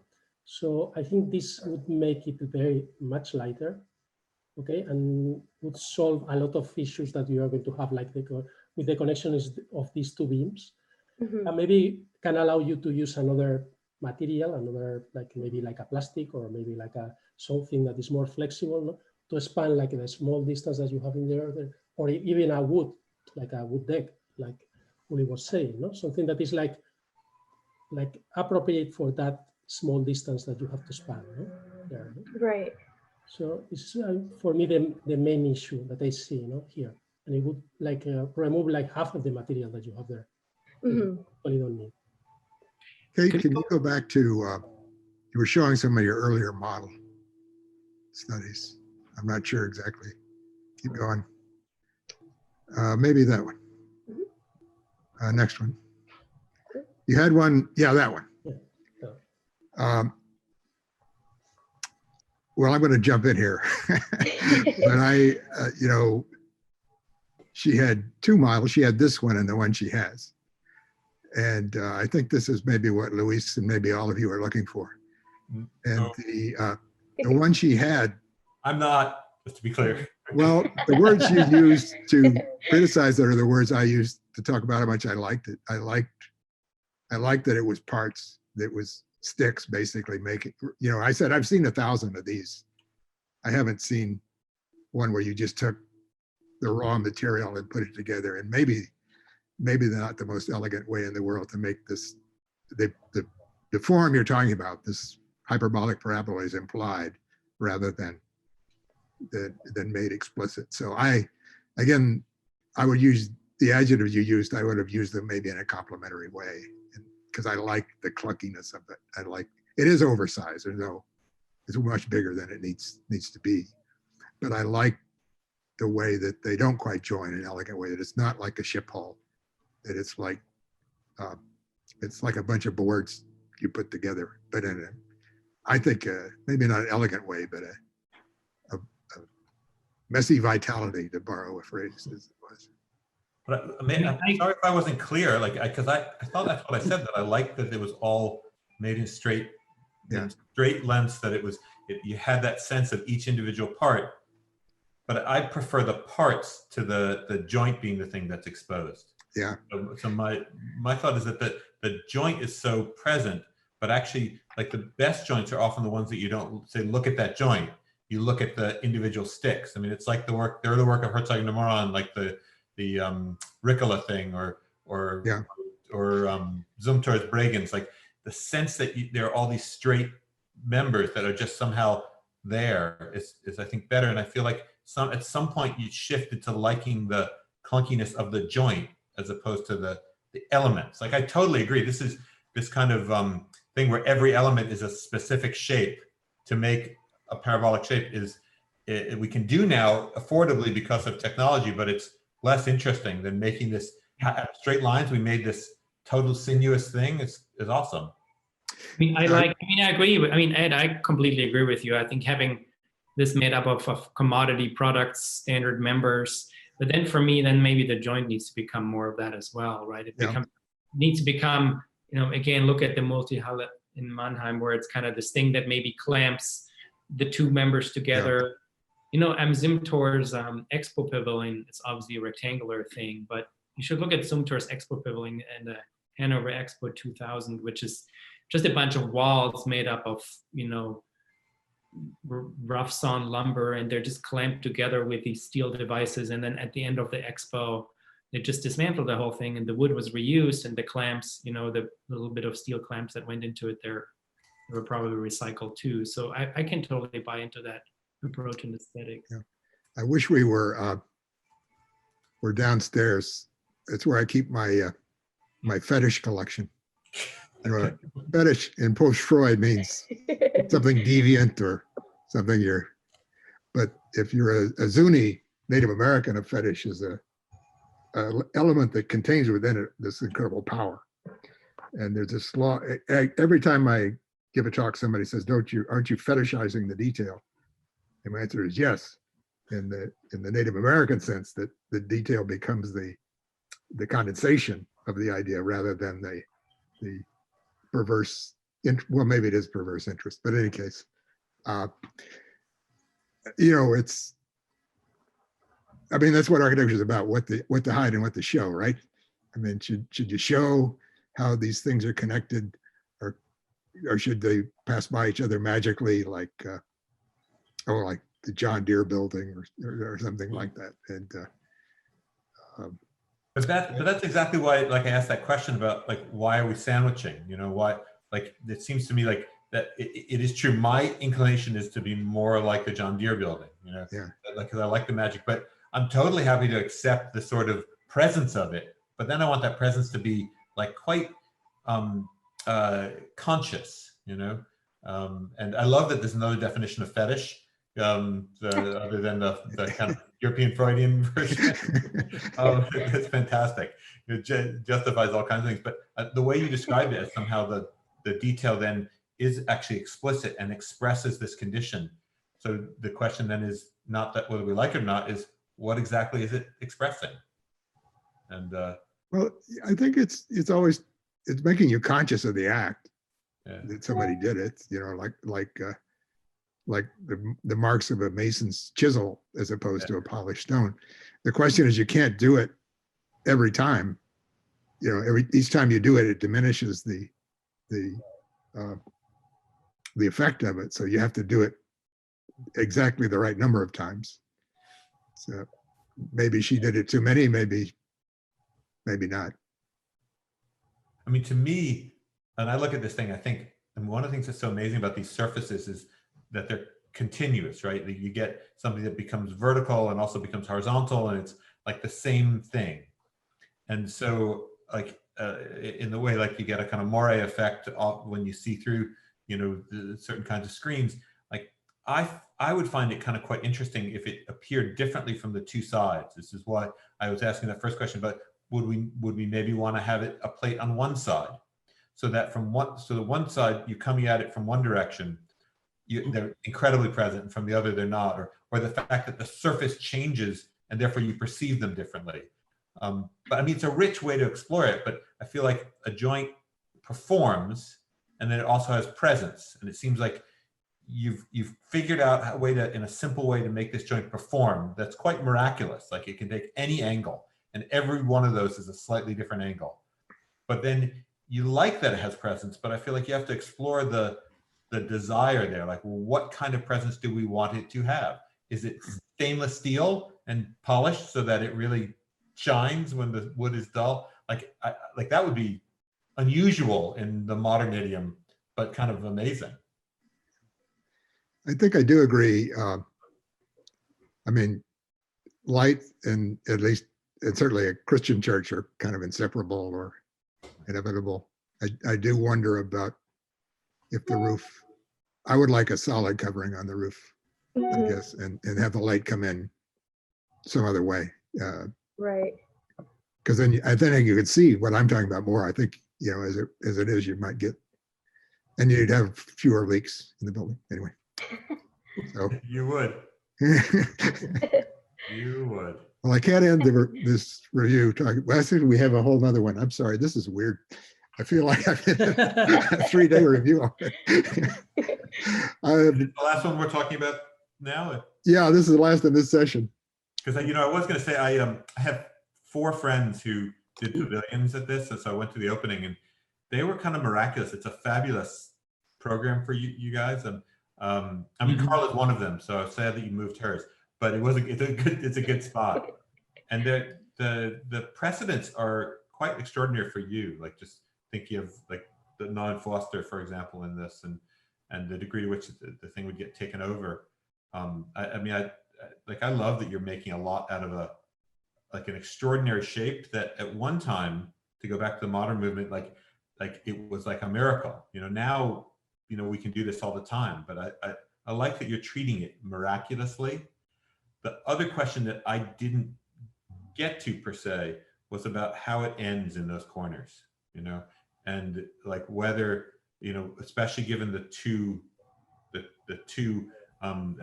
beams as opposed to 4, like in terms of overhang, or does it feel like it's floating over the ground, or does it kind of ground itself quite solidly? But one way or another, I think it's a fabulous project. I mean, but you know, all the projects are extraordinary, and I mean, you're not necessarily asking for rapid comments, but I just wanted to make one in that it's such a different approach to the way most architects are taught. You know, that you might look to this kind of crucial detail to then, you know, go back to tell you about design. And I just hope it's not an isolated project in your careers. You know, that it becomes I mean, I enjoy a long one. I think this problem, I mean, we've only seen one of those, but also the other one with the, what do you call it? The lodge or whatever it was called. I think the problem sets that were presented to you are really nice things to tackle. So I really appreciate all the work that you showed today. I would add that the projects were great, but what is important is the process, because the process that you follow here is very similar to the process that you, at least in my experience, you follow in an office. So you don't like make an idea, make some drawings, and at the end you decide the materials or the structure or the joints. Or this has to be like happen at the beginning as well, in the middle of all this kind of tangle of things that you think as an architect.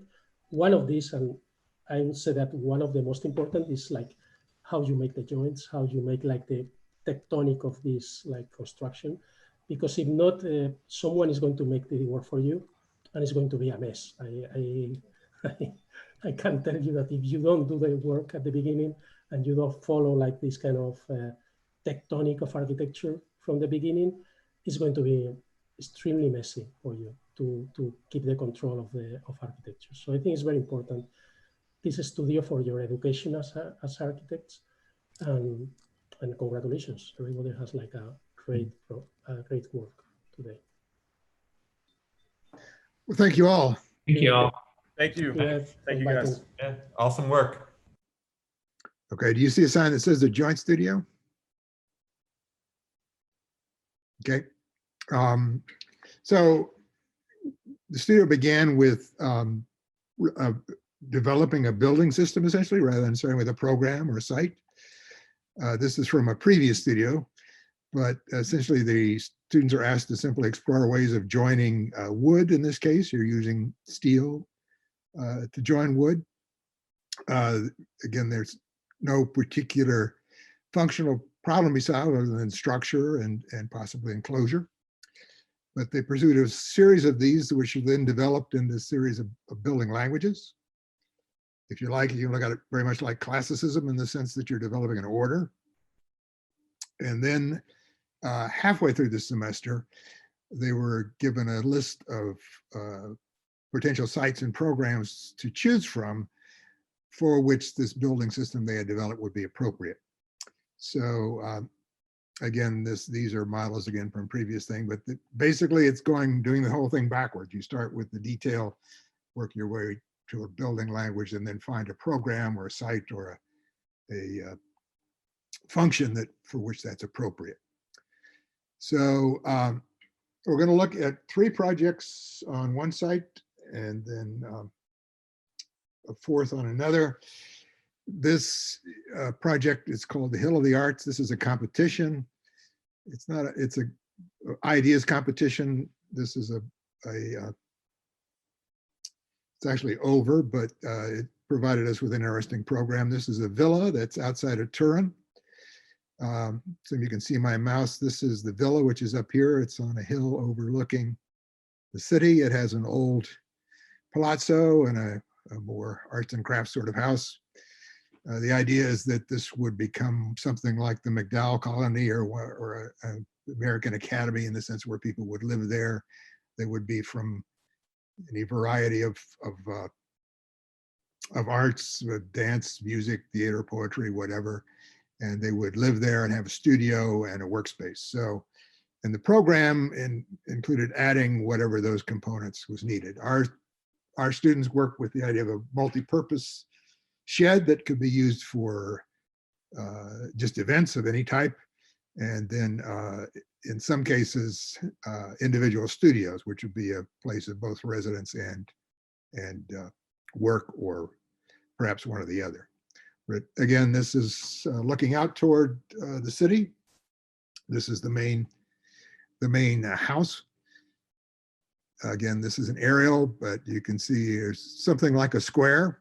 This is on a very steep slope. There is a terrace that is up here. I encourage people to not cut down too many trees. And there is a big open area over to the right here. The approach is from the left. This is that terrace. This is looking directly at it. This is looking along its side. And again, you can see the hill slopes up from there. Okay, so I will end that. And Aubrey, are you ready to begin? Yes, yeah.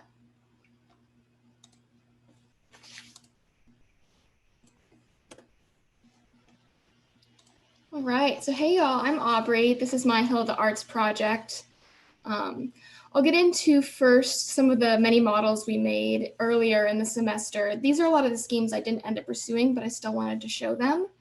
These show the development of 2 of the schemes that I did end up employing. The first one shows this triangular module, which went through several iterations. And the second one was this idea of sort of layering beams and columns to create a different sort of orthogonal system. And in the end, these were the 2 schemes that I came up with. The first one being this double column, double beam system, and then the second one being this sort of branching column tetrahedron system. So we developed the joints and the systems, and then looked at the sites. So as already gone through the sites, so we'll go through this quickly, but Turin is in the northwestern part of Italy near the Alps. And here are some views of the city itself. This villa, which you can see over here, looks over the hill, over the city to the Italian Alps, just stunning views.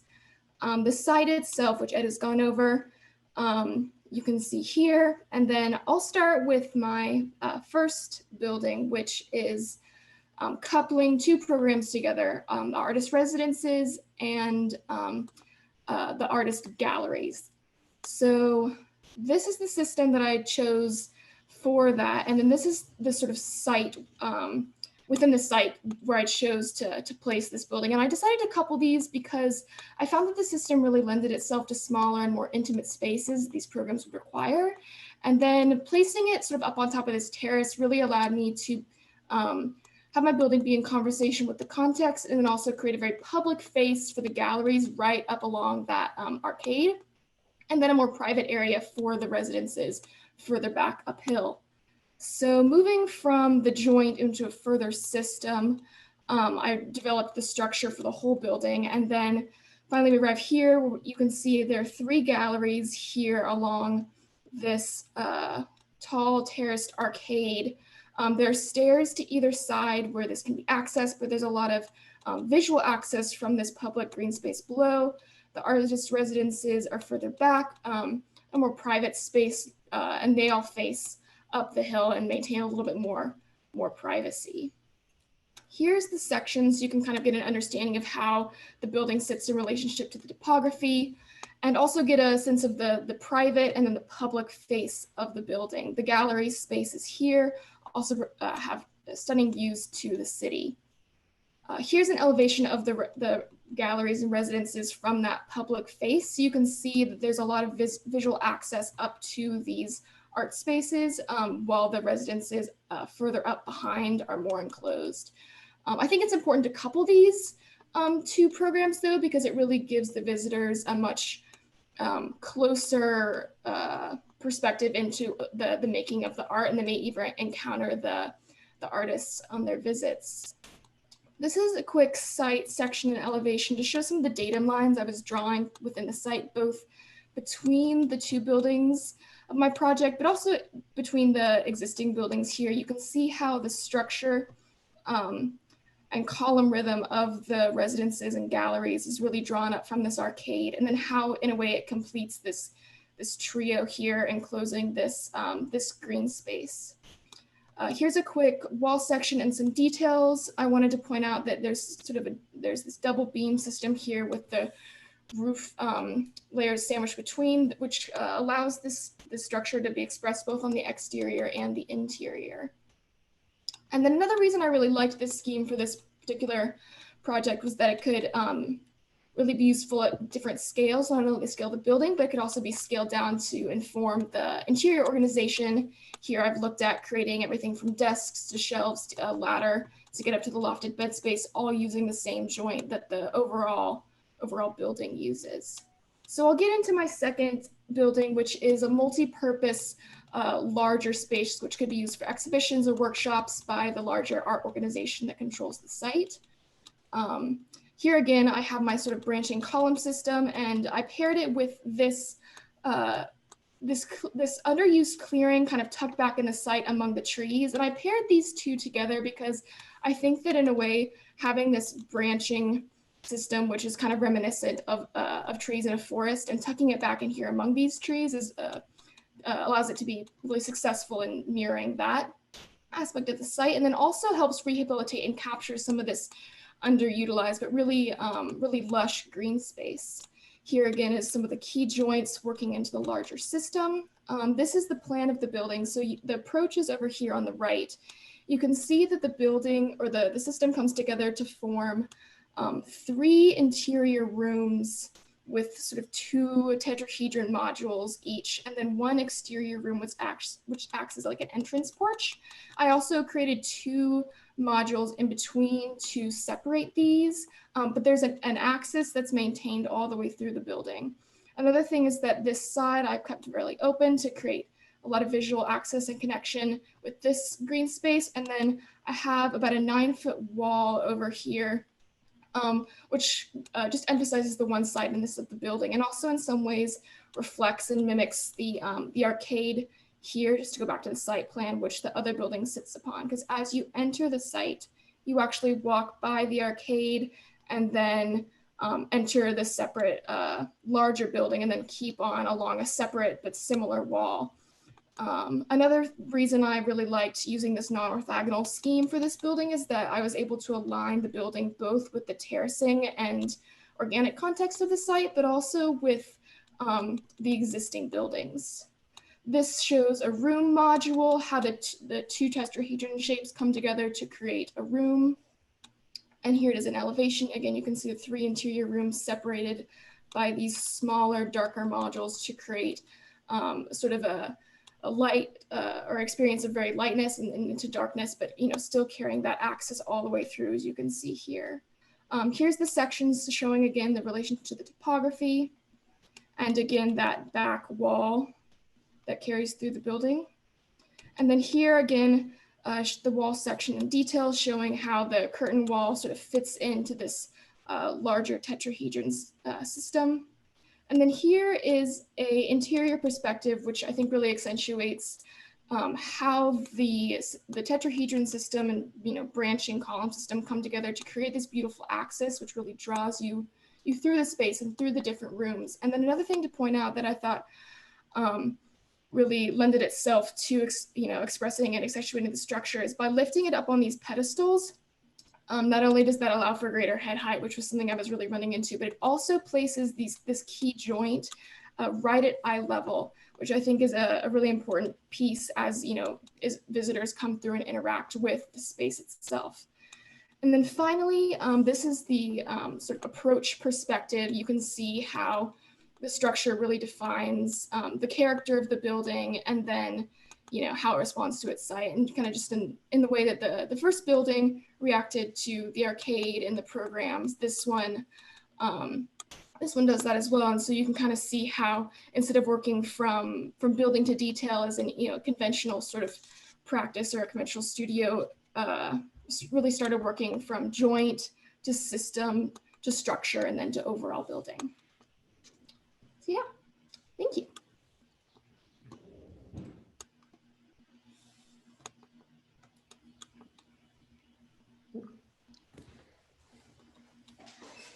Aubrey, I hate to ask, but could you talk a little bit about lateral loads? I mean, I just hate to ask. I hate to ask it, but it's going to come up. So just how you're thinking about lateral loads in these buildings? Yeah, so with the first building, big file, the structure obviously being these like column and beam systems is really has issues with lateral. So in certain spaces, especially in between the gallery spaces and the residences, I'm able to have these walls which can act as bracing for the overall. I'm trying to get to my section. Yeah, I saw them in one direction. I just couldn't figure out actually that building. I couldn't figure out how that building handled it across the short direction, but I guess there's some shear wall in there. So there's theoretically some shear wall. Yeah. In these places, I would have the ability to add lateral resistance in a shorter direction. And then in the big building, why does the big building actually? So the big building is like, as soon as you get 4 of those tetrahedrons, then you don't need lateral bracing at all. But then you immediately break it into 2 smaller sections where you have like. I'm just going to draw on here really quickly. Like, so where is so I don't see my chance to do that somewhere. Doesn't matter. In the piece that's got 4, right? Mm-hmm. Then that piece braces itself laterally, but the 2, I don't understand the kind of pieces where there's just 2 tetrahedrons which then require you to have actually some way to keep that whole system from tipping over. So it actually gets to the kind of question, which is why, I mean, in both buildings, you make these kind of small decisions, like where you take the kind of the larger, simple form, and then you have a kind of failure of nerve in a way and make these kind of small gestures that humanize it. And I wonder a little bit, because they challenged the structural concept, and I wondered where that was coming from. Like, so for example, in this building doesn't need these small little portions. Small portions could be just small sub buildings within the larger building that could just be a system of tetrahedrons, which would then never fall over. But that kind of consistent small scale breaking of this larger system, you do it in both buildings. And I wondered if there was a kind of agenda that you had, a kind of theoretical agenda that you had behind that. I think for the bigger building, just a lot of the reason for breaking it up was the idea that it could either potentially act as one continuous space where it would be used for like one large exhibition, or parts of it could be sectioned off into different rooms. I didn't want to create like one large open space and kind of have like an awkward scale for particular, activities that could take place there. I think my like instinct to break it up came from just thinking about like what kind of activities, like big scale and small scale, could take place within these different rooms. And that was, I think, maybe my initial reason for breaking these up. Yeah, I don't know that. I mean, I think this building would just. I think that's okay. I mean, I think this building would be better if you simply did three large bays of 4 columns, 4 tetrahedrons, just so those are all self-supporting, and then you made the kind of storage units within that so you could go either through them or around them if you need it. Is that 9-foot wall on the view side on this project? No. Oh, So that's I would have like, really, damn it. Are you sure it's not on the view side? It's not on the side that blocks the view towards town? So unfortunately, there's actually no view here. This is a very like densely wooded area, and so Perfect. It's on the downhill side. Yeah, so this is the downhill side. Wait, two thumbs up. Just 2 thumbs up. I love the fact that wall is on the downhill side. Yeah. Anyway, sorry. That was a question. Yeah. I think So. Oh, go ahead.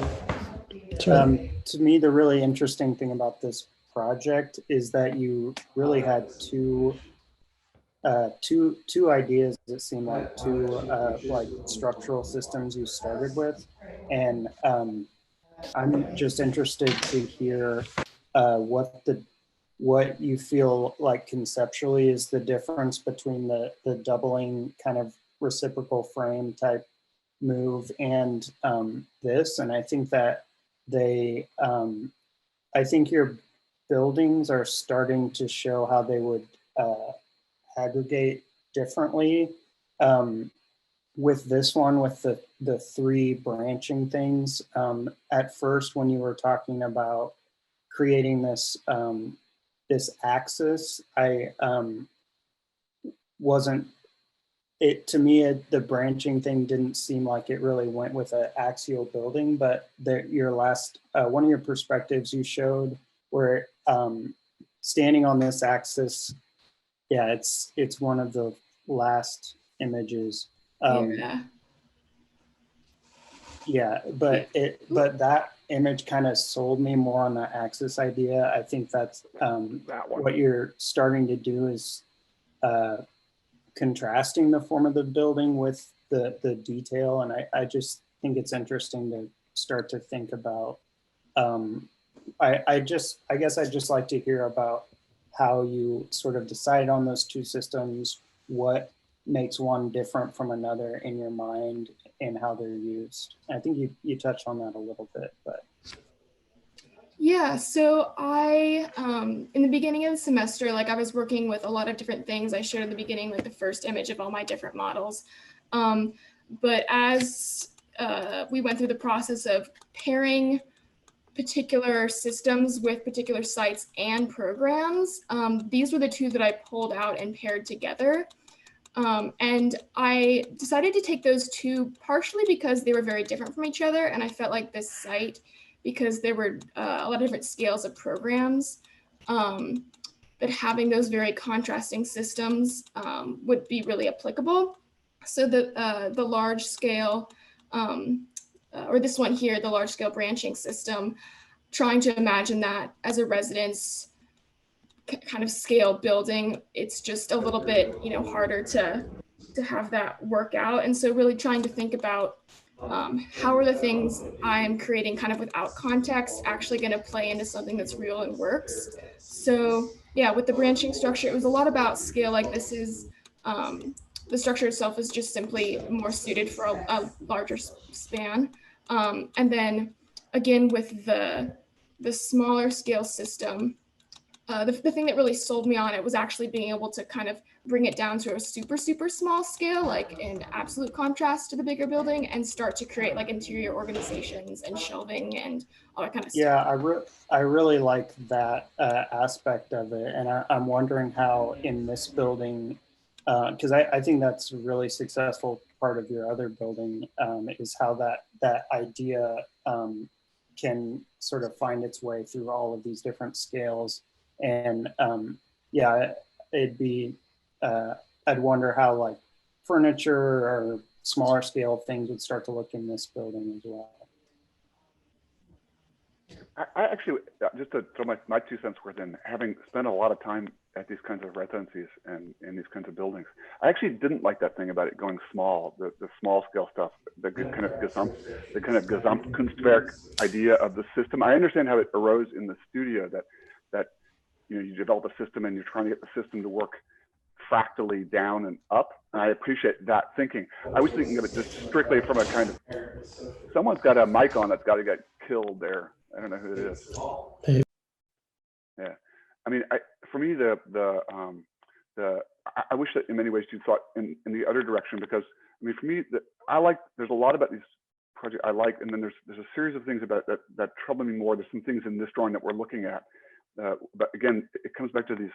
They're like, faced with a direction to go in. Should you go smaller scale decision making with the system, or a larger scale, like larger scale being thinking about the systematic building, the presence of the systematic building in the landscape, like the Parthenon, for example, is a good example of a systematic building which, placed in a really remarkable landscape, refuses to make small scale decisions. It takes all the small scale decisions and subsumes them into a larger order, where but you've gone the other direction. At one of these artist colonies, what that then means is that in my space that I'm in there creating, or usually the way that those things work is towards neutrality, right? Like they try to set those spaces up to be as neutral as possible, and even to the point where the furniture is just brought in and it's not registering any intent on the part of the maker.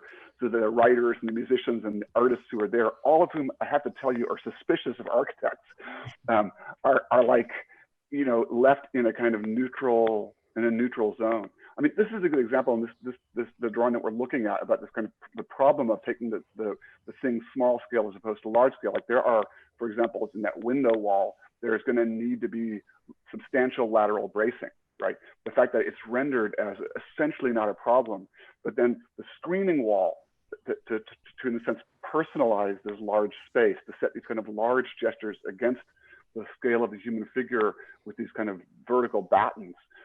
That problem is where you focus your attention, and I think it has to do with the kind of humanizing impulse, right? Like there's a kind of desire to humanize the building, which you do in the curtain wall by reducing the presence of all the curtain wall members in favor of the views of the trees and so forth, and in this view down. But I actually think if you imagine, I agree completely with Andrew. I think this crossed axis is spectacular. I wish the sockles for the columns went up to eye level, as opposed to, I mean, I realize that as an architect, what you're trying to do is convince the viewer that this kind of brace piece at the bottom is the equivalent of sculpture, which is only offending the artists who are actually there.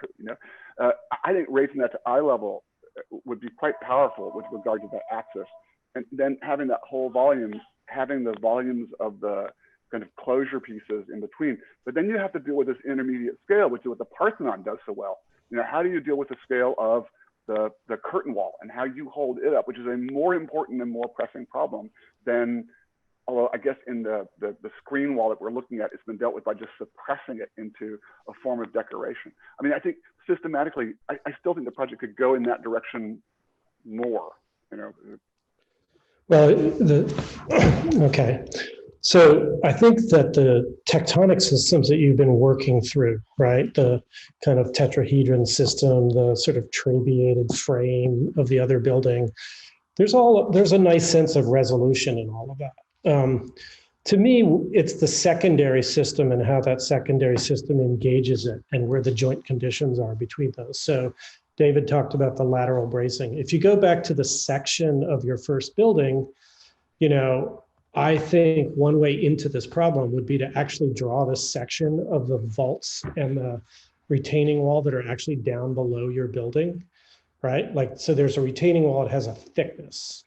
The other building has a thickness. It has arcades that push back into some dimension, right? And so while I do think, it's kind of blank, right? That sort of undercroft of this whole thing, it's sort of, does the first column actually sit on top of the wall or just behind the wall? In the detail section, it sits behind the wall on its own footing, right?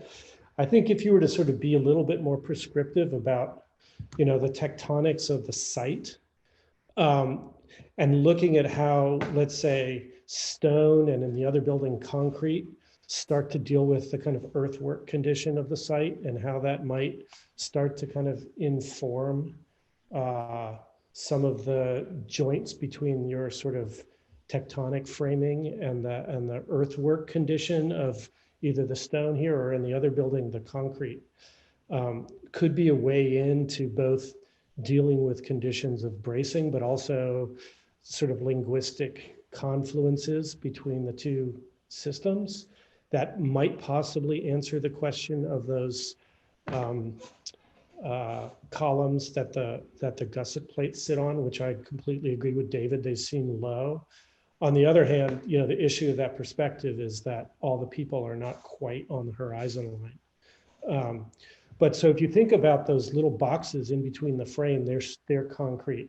The wall on the downhill side is concrete. The floor may or may not be concrete. The column pedestals are concrete. If you were to draw all of those pieces kind of without the other stuff and look at that as a language, and then look at the stone on this building as a language, and then begin to see how those things juxtapose against the frame, I think it would begin to open up lots of really interesting issues of joint conditions between the two different systems. David's discussion of that sort of slatted screen wall, I think, is right on the money. It's difficult to see where it sits in relationship to the roof, in relationship to the concrete volume behind, and all of that sort of stuff. And the roof probably needs a secondary structural system, right, that spans across those beams of the tetrahedron frame, which is also an opportunity maybe to give another scale, and or it extends out past potentially the envelope of the building, right? So the window wall, the frame, the roof, they're all coming together at sort of one crisp line. And for me, the question of whether they can actually do that is, I'm not so sure. So I really like the project. I really like the drawings. The drawings are quite beautiful. And I like the investigation that you did into the systems that you invented. What I want to see more push against is how that system now deals with its joint condition between the other systems, the systems of enclosure, the systems of the ground, etc. I'd jump in and agree and disagree about a couple of things. Okay. I think Aubrey always had an intention of pavilionating this thing. And obviously you could take this tetrahedron and make this wonderful, endless kind of forest of tetrahedrons, which would be much better laterally braced. But in a way, if you look at it in relation to this site, I sympathize with the idea to avoid that kind of what could turn into a building mass. I agree completely about, well, it's interesting. I'm talking about generating a building out of a joint. That's very different than generating a building out of a motif. Frank Lloyd Wright or Carlos Scarpa would take two circles or a step form and make a elevation or a door handle or anything else out of it. I think scale matters. And I much prefer detailers like Alto or Asplund, where if you get down to the level of a door handle, it's a different thing than a column capital. But in a way, that's why I appreciate the difference between the two systems. One is about making cellular rooms, and one is about making this metaphorical forest. I also kind of, I guess I felt the cells, I don't know, it's interesting. When it's a problem with this problem, in a way, is you generate these structural systems that are very hard to then chop up into rooms. And in the big building, if you go back to the larger building, it's just hard to fit in things like bathroom and closets into those forms without basically filling up the space with a whole different kind of architecture.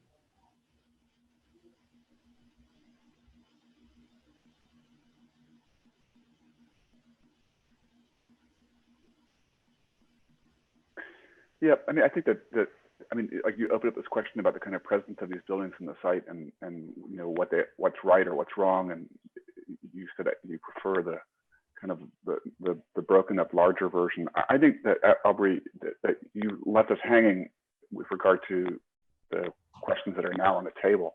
I mean, so for example, if you look at what I have as in your PDF as page 17, which is a kind of like axon of the whole site of all four of the buildings, like you realize the kind of problem that the building, that the smaller building that makes rooms well poses compared. I mean, you talked about it as a composition relative to the other buildings, right? That's the drawing right there. So if you look at that, the thing on the left with the kind of big tetrahedrons, you know, it's a matter of taste, I guess, Ed, right? Whether it's better or worse. I do think more of those things actually does laterally brace better because they act like a table, right? And the ones that I agree. I agree completely. Yeah. I was, and I wasn't saying I preferred it. I was saying that I think every scheme I saw had these things. Right. The weird thing about the one in the middle, and what I like, I mean, this is what I like about the small system. If you look at it not as a building, but as a thing, and you say, I compare it to the other things that are there, the other things seem logically to close, you know, like the big villa, it's the right size, it's roughly the right proportion, the kind of 18th century one with the bizarre kind of quasi mansard, quasi broken gable roof, that thing is, but it's still the right size, right? It has a beginning and an end. And even the tetrahedron one, I think because of its kind of large scale shape and then the way you thought about how you approach it in the site, that has a kind of reasonable size. The one that you have sitting on top there, it's not sure why it's begun and ended there, which I really like, right? Like if a sculptor were to make that thing, were to kind of say what kind of object belongs, what object closes this composition, they might propose such a thing, right? Because it gets at the kind of arbitrariness of what we're talking about with regard to figure, field, edge, and so forth. But with regard to it as a kind of institution, or with regard to it as a kind of building, I think that then opens up all the questions that this project opens up, which is what, you know, how do systematic buildings make landscape? How do they begin? It's one of the great mysteries of architecture, you know, what Aldo Van Eyck called the enigma of he called the enigma of vast multiplicity, but he meant the enigma of a thing which multiplies, right? Why do things that multiply go into landscape, which would seem to not be predicated on that principle in any way, shape, or form? Why do they do so well? And so here you begin to suggest that, but it's not clear why it ends and begins. Right? That's because in many ways you're thinking of it as a small scale set of decisions, but the stepping back out and asking yourself, okay, am I happy with the ambiguity of its ending this way or not? You know, and then if I am, you know, is this the right number of, wrong number of? Should it go longer? Should it go shorter? Should it go? I think that there are problems. There are really charming things that the building brings up that way that I think really require you now as the architect to kind of take those on and go, this is my intention with regard to these things, not as proofs of system, but as proofs of landscape. You're talking about the small. Yeah, the small, if you look at the small building here, of the four buildings here, not including the extraordinary site work, the four objects here, it's the only one which is ambiguous about where it starts and stops. All the other ones clearly close at about the right size, right? It's the one that it could go, there's nothing about why it is the way it is. That's the problem of these kinds of buildings. That's why the Parthenon keeps coming up. If you look at the how many columns, the whole kind of history of the peripteral temple, you know, it gets longer, it gets shorter, it gets wider, it gets thinner until they get it right at the Parthenon, right? And so the question about this building of yours compared to the other buildings there, all of which are right, so it comes in and it's this kind of uncertain, unequal player, which I actually find very charming. I mean, as a presence of a thing in this composition. But it's not something that you're kind of after, but it's there. Like you're solving it at this kind of smaller scale systemal thing. But systemal buildings ultimately bring this problem to fruition, which is it's the Parthenon problem. At what point in time is the system measured by other sets of parameters that are not joint, program, size, scale, repetition, and so forth? Well, this will be a great lead into Becca's project. Thank you, Aubrey. Thanks so much, you guys. Okay.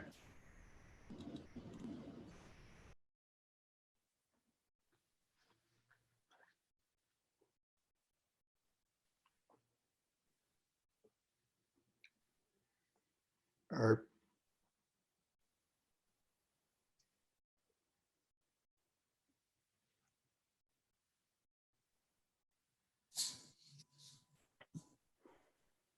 Okay, so I am Becca, and here's my project. So y'all have all seen the site, but I've chosen my site on the site to be this terraced landscape above the arcade that begins to form the hill in the background. I chose it because it tends to complete the courtyard that has the arcade and the two other buildings, as well as these great views out to Turin and views of the building itself. And here's the building side in the landscape. So you begin to see how much more visible it is up on the hill.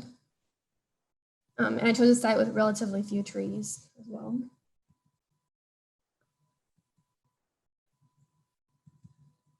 So going into my joint, here are my early explorations.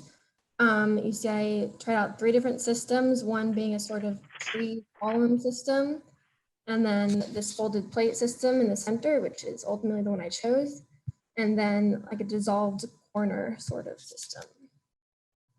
And then further iterations of them into larger structural systems, as I played with how the roof would undulate and things like that. So I ultimately chose this system for, first of all, its flexibility as a triangular system. It gives off a sort of feeling of strength being a triangle, as well as just a more dynamic system than the other 2 were. So going into the joints, the CLTs are all connected with a spline system through the middle, as well as they have this stiffening element in the center to help keep the shape, and then pin joints at the bottom that connect the 3 columns. And then this is how the building would begin to form. These pieces also being connected with the splines and then connected back into the retaining walls on the site as the building climbs the hill. You'll see in a second. So this is how it begins to form the building with the layers of base and then the columns, the CLT, and then lastly the roof. And of course, the wall section, once I've added the curtain wall and then the roof to the CLT system. So my building serves as a multifunctional, multi-purpose space for retreat. It is mostly a restaurant that can also be gallery and theater and wellness space. So you can see in my little partie diagram in the corner that it climbs the hill and in like 6-foot increments. So it begins to fit into the landscape and also make space for the trees.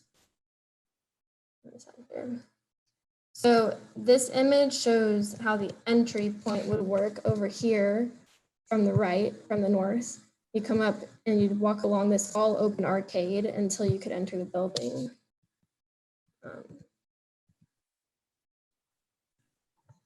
The elevation just began to show you how steepness of the slope. And this section, I feel like really iterates how the colonnade I've created mimics the arcade, as well as trying to give a sense of like mimicking a forest with a heavy canopy and a thinner base. Perspective, just to help understand the difference between the inside and the outside.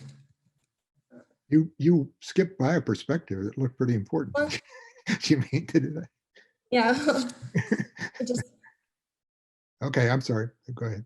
You're good. It is what it is.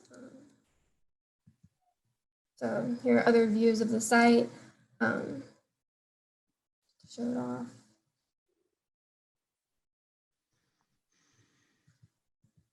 I think that's all I've got. So.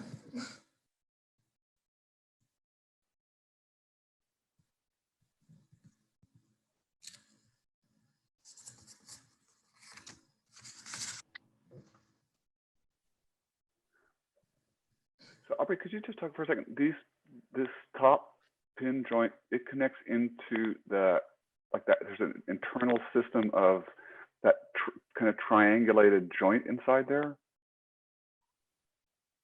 Yeah, well, it's sort of anchored into the CLT panel. It's and anchored into those panels? Yes, we probably have a block. No, it's not. Okay, whatever. Okay. It's not anchored in those panels. There's something about this. I love this perspective, and then this drawing just freaks me right out. What I like about this project, and I love about the perspective, it's this thing that Sana is really into, which is the impossibility of heaviness over your head, right? Like there's this whole system that you have where like there are these okay, this drawing, but like if you look at this thing, you go, the things that are doing the work are the columns and then the internal triangulated pieces, right? All the huge CLT vats, they're just dead load, right? They really are dead load. They get no, if you try to figure out their section modulus, they have a quite substantial section modulus, but it is overcome somehow by the fact that they're not engaging the transfer of load down to the ground in a way that follows from a method of pin joints, right? If that little strut is attaching to that panel somewhere, then theoretically all of the load is being carried down by the punching capacity of those CLTs to transfer moment by shear. And you're going, that's not happening, right? That's just, so I think that somehow for me, what I really love, I love the idea that there's this hidden structural system that allows this heaviness to happen, right? That's the sauna, that's what I mean by the sauna trick. Like every sauna building has this incredible heavy canopy over your head and these tiny little columns. And what you're not seeing is that behind there's this incredible system of structure that's going on, high strength steel, which has been engineered into like they're getting out of like Korean shipyards, right? That's like, it's incredible, but it's allowing this, it upsets this traditional kind of modern trope, making the structure evident. It's not making the structure evident. It's upsetting that language. And to me, that's what I like about this drawing. I love these tiny, tiny, tiny thin columns that can't possibly hold up this massive dead load that's hanging over your head. You know, just sort of Damocles. You know, I like that idea. And I want to believe that it happens. And in order for it to happen, somehow it has to be having this kind of transitional structure inside here, which are those little triangular subwalls inside it. It have to somehow be doing a lot more work. Like they have to be honeycombing out and supporting that entire CLT thing, which is otherwise sagging against its own weight. You know, yeah. So yeah, that's for me where this thing makes me worry a little bit. I love the effect, but I worry a little bit about the logic that's allowing it to happen. No, I agree, and it seems like the triangulation of the top chord of that larger, heavy set of triangles, to me, is important because that's the piece that starts to multiply as this thing becomes connected to a whole set of modules. And at some point, it's difficult to tell right now. I haven't looked at the drawings closely enough, but at some point where you have to begin to translate the vertical shifts of your section, right? Because there are pieces in your building where some of these modules start to step with the hill, you know? And then, so when you look at it from the plan, it all seems as if it's part of one system, but it's actually kind of, if I'm reading project right, it's actually stepping in section, right? Yeah. So to me, that larger triangle, the top chord of that sort of impossible roof, so to speak, is the geometry that is sort of binding the overall project together.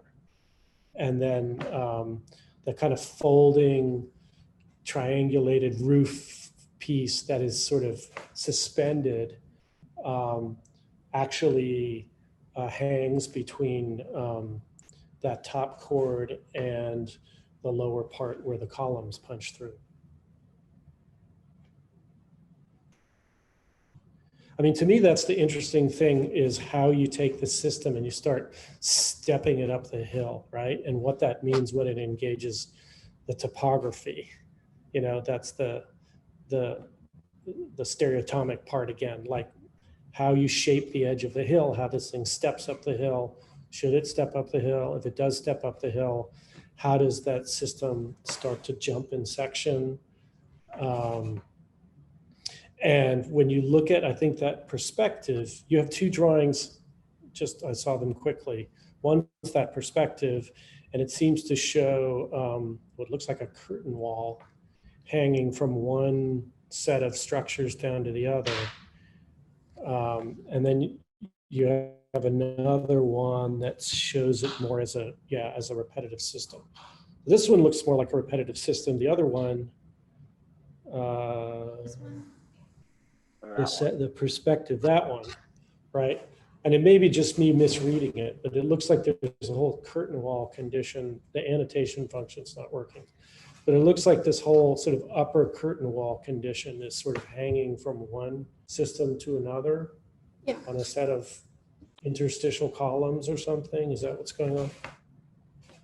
Yeah, it's just the curtain wall columns or mullions. Yeah. So that to me is where the problem arises, sort of spatially, when you start to step this thing up the hill. How do you kind of introduce that third thing? Yeah, Becca, I agree. I think it's so I'm looking at some of your initial exercises developing the joint, and to me that's like one of the really interesting things about this studio is kind of your very first initial decisions. And I can tell, like, with some of these, with like the you're sort of erasing the corner. I think to me it seems like you're interested in this idea of like structural expectations and what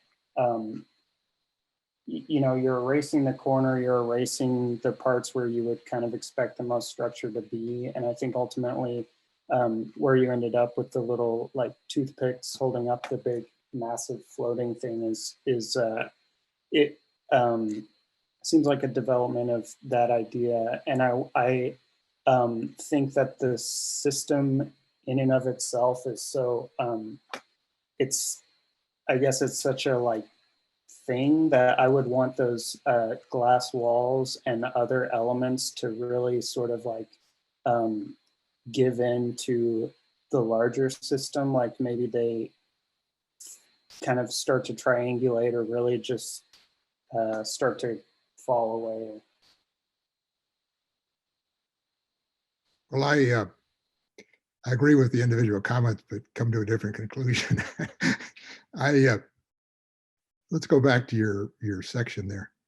I agree the columns need to be beefier, and I agree they need to go back to this section.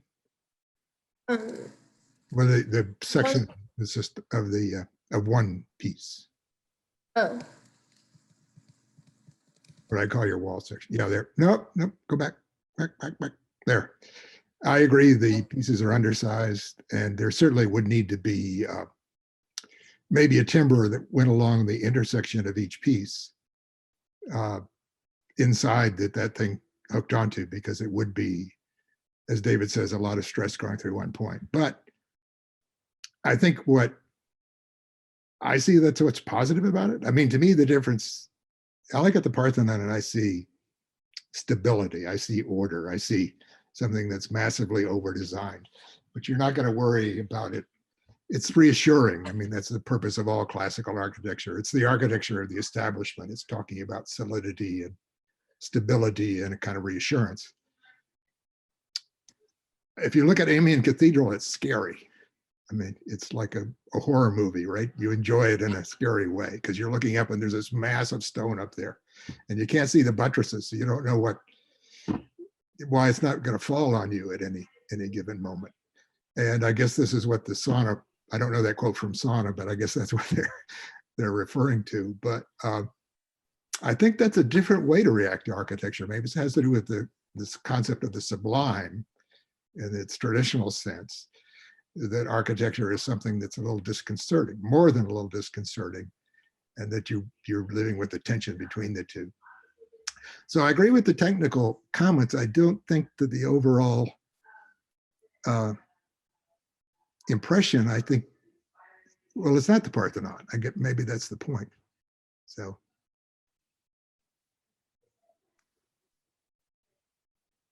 I realize I'm a heretic. Jump in here. No, I think that, like, if you then look at it that way, and I don't know if Rebecca, if you meant it that way. I mean, I love the terrifying part of it. I love the Amiens Cathedral part of it. I have my doubts about whether those little columns would do it.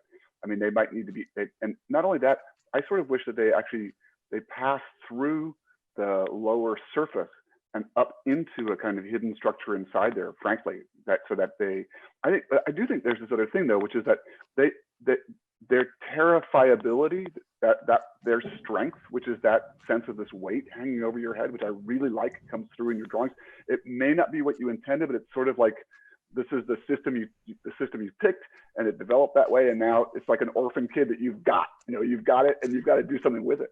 Like, I think the point that Dean and Andrew were making, which is if you look at then what happens to it uphill, is it becomes a kind of motif, like in a, not in a Frank Lloyd Wright building, but in a Taliesin Associates version of a Frank Lloyd Wright building, right? Like it turns into a kind of motel from the 1960s, where all of a sudden the thing which was terrifying becomes nice again, because it, instead of being one thing at one level that takes over the hillside, and it starts stepping and becoming kind of like, you look in these kind of flat perspectives, it has this kind of very kind of 50s, 60s kind of Mad Men era sense of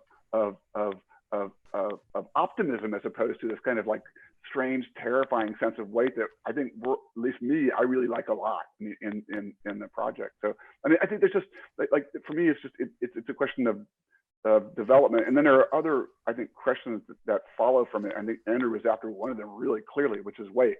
How come it all of a sudden the curtain walls are behaving so nicely with it? They're all falling along the ridges, or they could be doing whatever they want, right? They could be tracking, because you have these nice clean surfaces that you could track those intersections, along anywhere. They're just surface intersections, right? You have to pay someone to make a transition joint between the top of your aluminum stringer and the surface of the underside of that thing, but which you can see in this, you can see it on the top left of this drawing, where that 5-ply CLT meets the top of your curtain wall, and you're going, yeah, that's a joint that needs some thought, But I think that's a developmental issue, and it really has to do with you kind of looking at what you have and going, what's working here? What do I like? What's not working here? What's not working so well? Which way do I take it next? Not where is it now? I think it's laden with potential. I mean, what I'm wondering about is whether all the modules have to be the same scale all the time. Like, is this a scalable system? So rather than take the same, let's say, proportion or dimension and step it up the hill, kind of one floor at a time, could there be a way in which, let's say, the pieces that are sort of closer to the villa actually have a higher section? And maybe it starts to scale back into the hill a little bit, and it becomes independent from the way in which you negotiate the terracing of the landscape or the window walls, or all that stuff could start to operate independently from the kind of repetition of the frame. But maybe the repetition of the frame doesn't always need to step dimensionally the same all the time. I don't know what that would do to your kind of strange sort of folding geometry. But I wonder whether there's a bit of a straitjacket with the precise dimension of the triangulation. I think that goes to this motif question again, because obviously you can do what you're saying, but how small is too small? Right. And how big is too big? So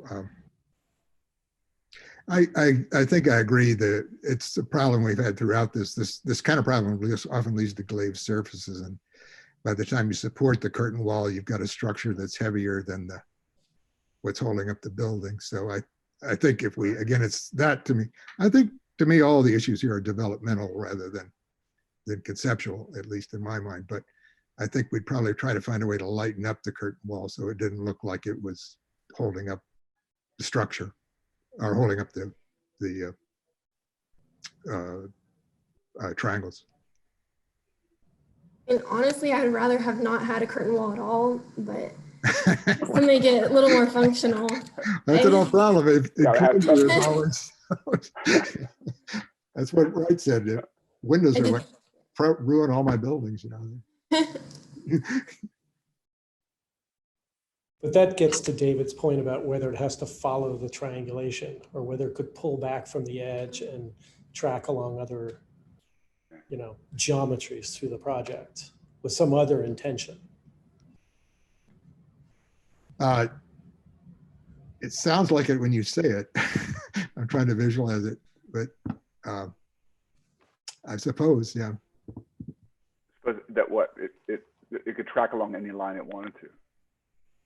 Well, it certainly could. You know, I Sure. said if we were really doing this, there wouldn't be a window frame at the top of the glass. It would just go into a reveal Slot. and Yeah. slide through it. And yeah, I think even in Frank Lloyd Wright houses, you can find that kind of detail. But Yeah, that's what if he doesn't like the detail, he just hides it by burning it into the ceiling or the wall, and it just like represses it like a dead body. You know, just there's funny issues here. I mean, for me, in many ways, you know, Rebecca, the language of this thing, like way back when in your developmental models, a lot of those shapes really don't go back there, but a lot of them were really familiar to me. When I lived in Iowa, I did a bunch of buildings using steel bents, you know, and they come in certain shapes, and then you were moving them towards this hyperbolic paraboloid shape, which is sort of what you have now, right?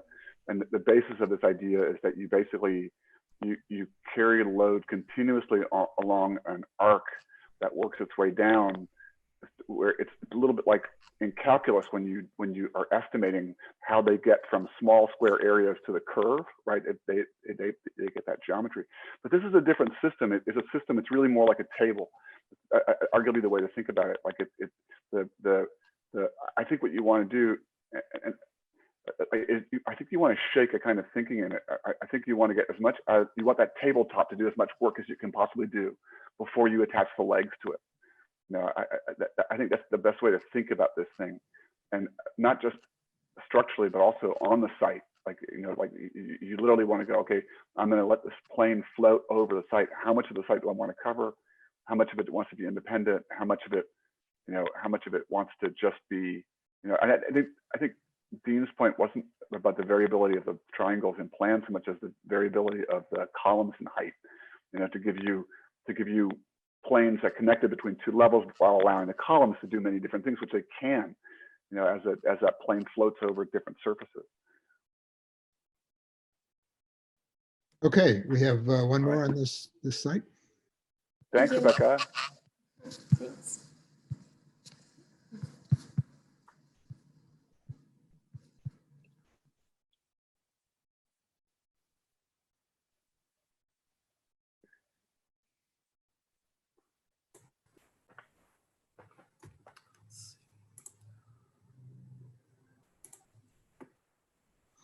All right, can you guys see my screen?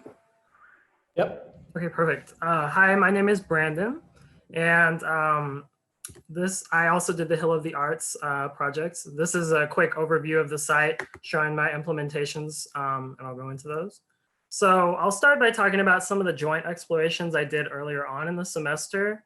One of the things I was interested in early on was this idea of a box beam, a wood box beam, because I hadn't really seen many examples of it in other architectures. So I was interested in seeing how it could be applied. You can see this was the very first iteration I made of it. And what I did before spring break was I looked at some of the ways that this box beam could be expressed. And one of the feedback critiques I got was that it didn't quite read as a box beam. So one of the things I wanted to pursue was to really express that hollowness that comes through in a box beam. These are some of the other things I had looked at earlier that I didn't pursue. But looking at the development of that box beam, this is a cross section looking at the median of the 4 pieces of wood. And basically it's my process for the development of this column system was basically taking a solid box and perforating it to highlight its hollowness. And then I tilted it at a 25-degree angle, and then they assemble into this pinwheel formation that's similar to the way the pieces of wood come together in the profile. And you can see in this image in the bottom right, this reveal, you can see the reveals in the near the ground level where light comes through, and you can see that structure. Before I get into my project on the site, I wanted to talk about a few things that I found really intriguing about the site. The first image on the top left shows the entry sequence coming to the site. I loved this wooded path, and that was inspiration for kind of the placement of my project across the site. A couple other things I found interesting was this view you see here on the right side, showing the city out from the villa. And the other thing I really was drawn to was this kind of state of decay and installation that happens all across the site. You can see the arcades in the back. They just, they have a really old, they just look very old and decayed, but I liked that kind of aspect of the site. Looking at the site plan now, I took on 2 programs, the studio space where the artists create their work, and then the gallery space. So the gallery space is up here, and the studio spaces are dispersed around the forest. And what I kind of used as a driver was this idea of discovery. When looking across the site and moving around the villa, I liked this idea that there are things to be seen, and that these objects, and I also viewed, I liked the idea of viewing these column structures as objects or almost installations that could be found as you move around the forest. This is a site section showing kind of this the relationship to the villa that one of the artist spaces has. It rises just about to tree level. So when you're in the studio spaces, you get these beautiful views out towards the city. And here's a section showing the gallery space in relation. I was thinking about the height of those the roof structure, and I'll talk more about that when I get into it. I'll start with the studio space. Thinking about discovery, this is an image that, this is almost like the first thing you would see when you're walking through the forest. You would come across the structure from below, and you would be able to look up at it. Here's the roof plan. Circulation happens. There's this walkway down here on the ground, and then there's this stair that's disconnected over here that you come up and you enter the studio space. The studio space I wanted to keep really free of columns. So the columns were pushed out to the, onto the beams. I'll go into that in a second, but the columns were pushed outside, leaving this free platform for the artist to create. So this is looking closer at the joint systems and kind of this column system. This is an axon looking from below. So you can see the different nodes. At the bottom, this metal piece is inserted into the wood box and bolted in. The nodes are also located at the top of the beams. And for the joist systems, they are slotted to connect to the beams. Similar to a Kengo-kuma project, that was inspiration for that system. This is an exploited axon looking at just the layers of the studio space. You have the columns at the bottom with the beams resting on top, and then the joists that support the floor plate and the curtain wall and all that on top. This is a front elevation showing the relationship of the ground to the object. One of the reasons I felt that my column system worked well for this site was its light approach to the ground, the way it lightly touches. I felt that because it was such a historic site that having something that disrupted the landscape too much wouldn't be a proper approach. So I kind of liked this idea of this lightness. But the other thing I liked was that I kind of liked how it was contrasted. You have the light on the bottom with a heavier mass on top, kind of goes against historical ideas of architecture. This is the side elevation looking at that circulation stair that comes up with a bridge, and then a section cutting through that space. And then finally, looking at a view from the interior, this is kind of like what I imagine that interior space would look like, looking out towards the city, but still being really immersed within your environment. And then next, I'll look at this gallery space. One of the things I wanted to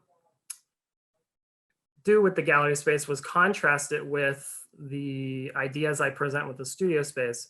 These gallery space, rather than occupying above the columns, you occupy down below.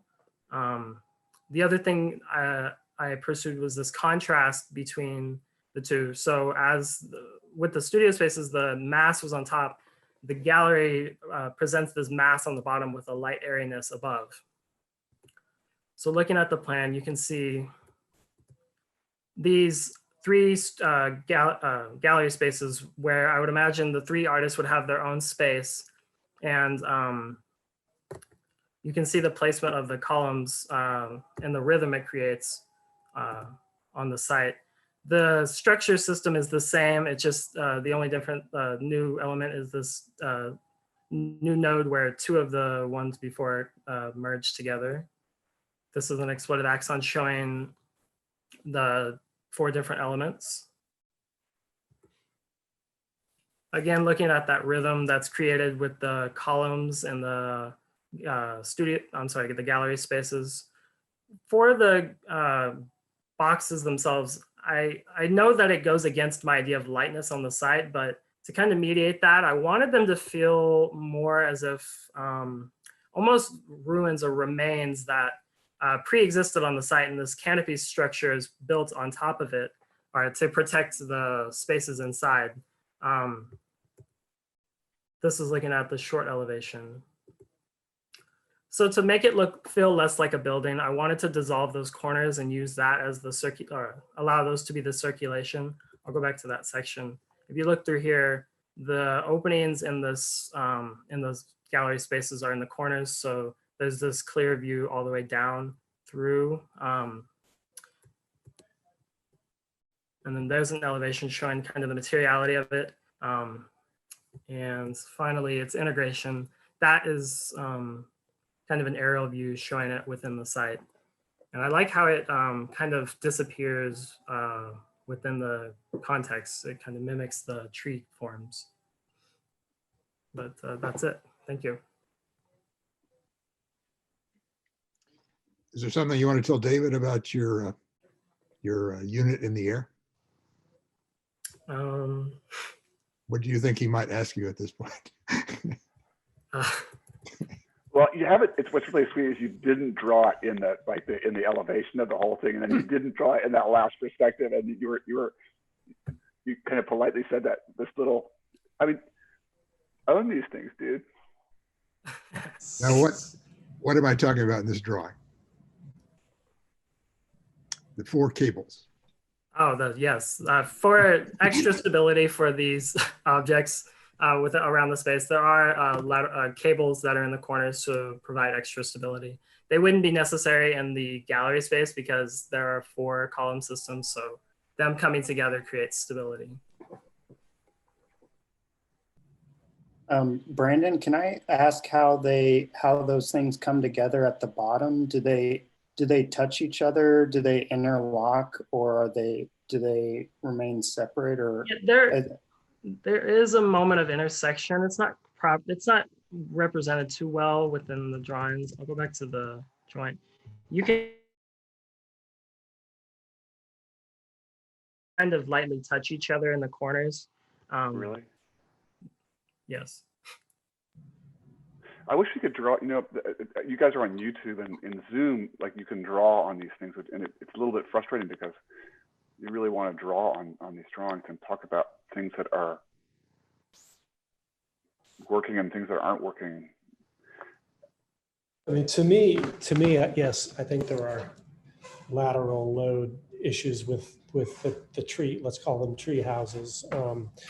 but I love the idea of them. I love them kind of floating up and looking back towards the city and all of that sort of stuff. The piece for me on that part of the project that I think is problematic, and it's always a sort of something outside your immediate investigation, is actually the stairs and the bridges, right?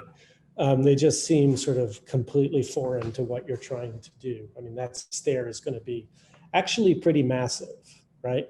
Yeah. So I just wonder if there's another way to get there, maybe from the wall, beyond the section, or maybe the stair acts as a kind of shear wall, or maybe something else begins to happen in which the stair could be more than just a kind of an appendage to the whole thing. Yeah. That to me is the real issue I have with the project. I don't have, I mean, you know, those cables probably want to flare out so that they're in tension and not compression. Those cables are problematic. What's missing was desperately, because they're actually exacerbating the problem here. The problem here is that the joist, see that joist right on top of your beam? That's doing every single bit of the work on the assumption that we believe that these columns are going to hold this thing up, and that footing down there at the bottom. I mean, this is one of those things where you just go look at the AET turbine factory and look at that piece of steel that's down there in shear handling all that load. Anyway, I think there's the tension that you generate in the system, because you don't have a box beam here. You have parallel beams, so that I mean, actually, you don't need that joist. What you need is the cable running there across, and you could hold that whole thing up. You could hold the whole box up on cables, two beams and a series of cables. Then these cables right now, which are exacerbating your problem, they're exacerbating the desire of this thing to go that way. Mm-hmm. You need a cable pulling, you need a reaction force across you. That thing could hold that almost the entire box up. It would be quite spectacular. And then it would allow you. Where is the cable going? So right in the drawing that we're looking at, and this is why it's driving me crazy. I mean, the cables that are currently there, right? So if you go back to the diagram of this thing, you'll see that the 4 columns hold up. All right, stop, go back. Oh, yeah, right, that one. The 4 columns go up and they hold up 2 beams, and those 2 beams are trying to go apart like crazy, right? And they're being held together right now by the joists. For the joists, they could be cables, right? The joists could be cables, because all those joists are in tension as a consequence of your system below, which you're only exacerbating with your 4 cables that are going down to the ground, right? So you could have the 4 cables going down to the ground, the 2 beams, and then only cables as the joist. And then you could hold that entire box up on just cables. And you could get rid of all the other stuff that you have up above there, which just seems like, especially the screen, you're up in a tree. Why do you need a screen? You know, you're up in the, I mean, or even better, you're stuck above the trees, and you're part of new rude Turin, right? Like these new, incredibly rude buildings, which the Italians actually like because they're rude. Right, they've come in and they've disrupted the skyline of Turin, and they're this kind of powerful new landscape in Milan, Turin. They're actually signifiers of the hard new north, and the fact that we fucking make all the money in Italy, and to hell with old Italy. We are new Italy, right? Like if you go to those towns and you talk to people there about that disruptive architecture, they're totally into it, because it's the expression of a chauvinism of the North, which is what I like about your boxes floating above the forest that I wish you'd drawn into your drawing. Now, but they don't need those screens. They can hold themselves up. There's some other weird things about the whole diagram. Like you started with this really weird idea. I can't get past about the box beam, and then making the box beam have holes in it, which is really a weird idea. So the idea of a box beam is that you take the wood and you move it out where you get advantage in the section modulus of the material far away from the part that does nothing. And then the minute you disrupt it, you can disrupt it, but then it becomes an imprecise structure, right? It becomes a structure that you can do that, right? You can take a beam and you can cut a hole in it. And what's really remarkable is that structural engineers can't predict exactly what's going to happen, because it goes from being a determinate structure to being an indeterminate structure. There's a couple of rules about indeterminate structures. One is that if you put those holes in them, you can't put them in regularly.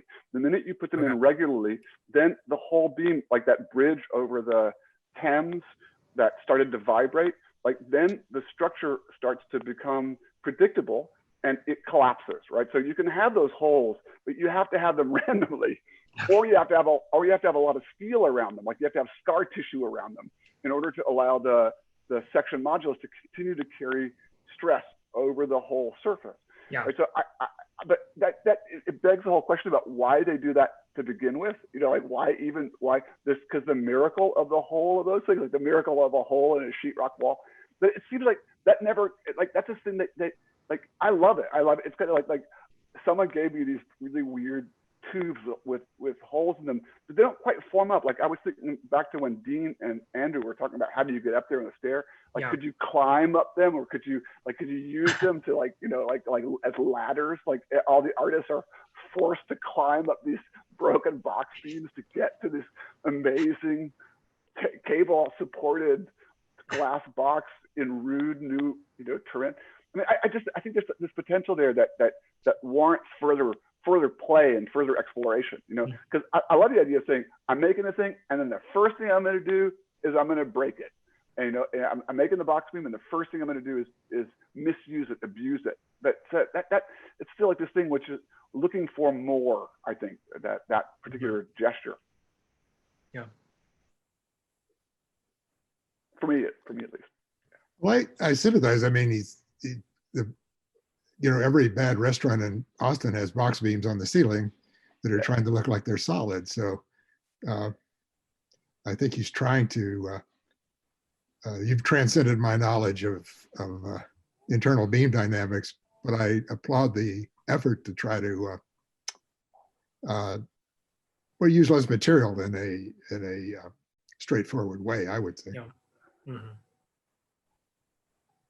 I mean, the question of whether or not this whole thing can be supported off of a single root column, is a question. I think you exacerbate it by introducing a twist to the four diagonal columns. They're already starting to introduce rotation into the system, right? Yeah. So I don't know that it's as simple as saying two of the beams are in compression and the other are tension, or whether you actually need in some way some sort of external device that kind of holds this thing stable, whether it's a shear condition or a cable or whatever. I feel like regardless of what you did with the kind of tension ring up top, the twisting of the members is going to cause this thing to want to rotate. Yeah. Okay. And I think you're going to need to, I mean, unless that gusset plate is just like massively no moment, which then brings up questions about, the wood.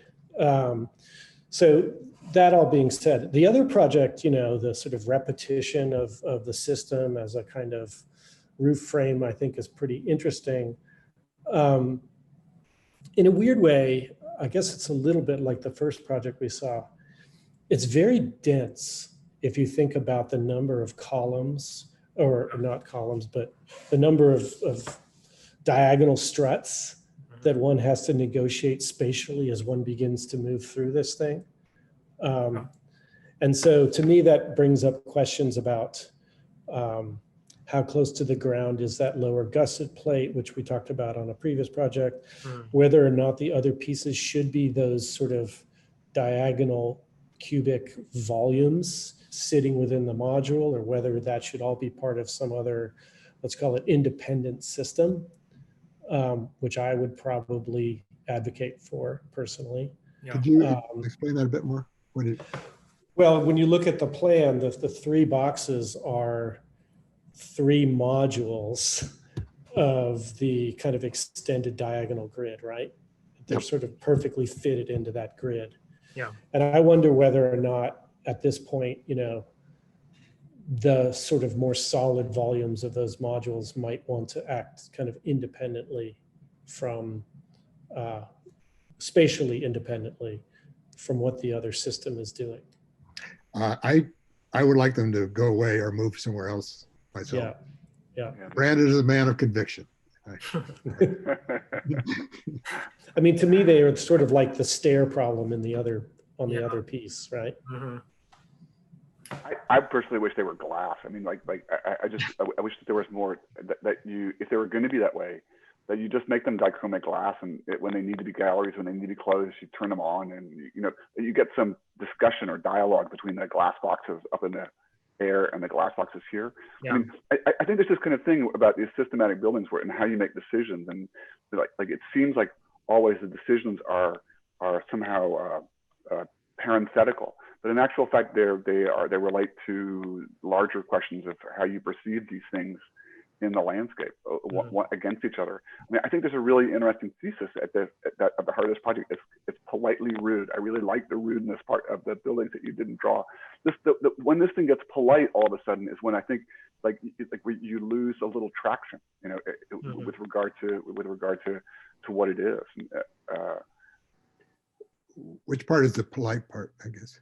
The polite part is the part where it's forest-like, and then where these boxes, they're like the 3 galleries for the artists, and you're going, well, maybe the whole thing is still the gallery, and I set up a different sets of conditions within it, an enclosed room, a semi-enclosed room, or these things could be activated, or I try to make them part and parcel of a larger strategy that I have about how I organize privacies on the site, since you're using glass to organize privacy on the site elsewhere.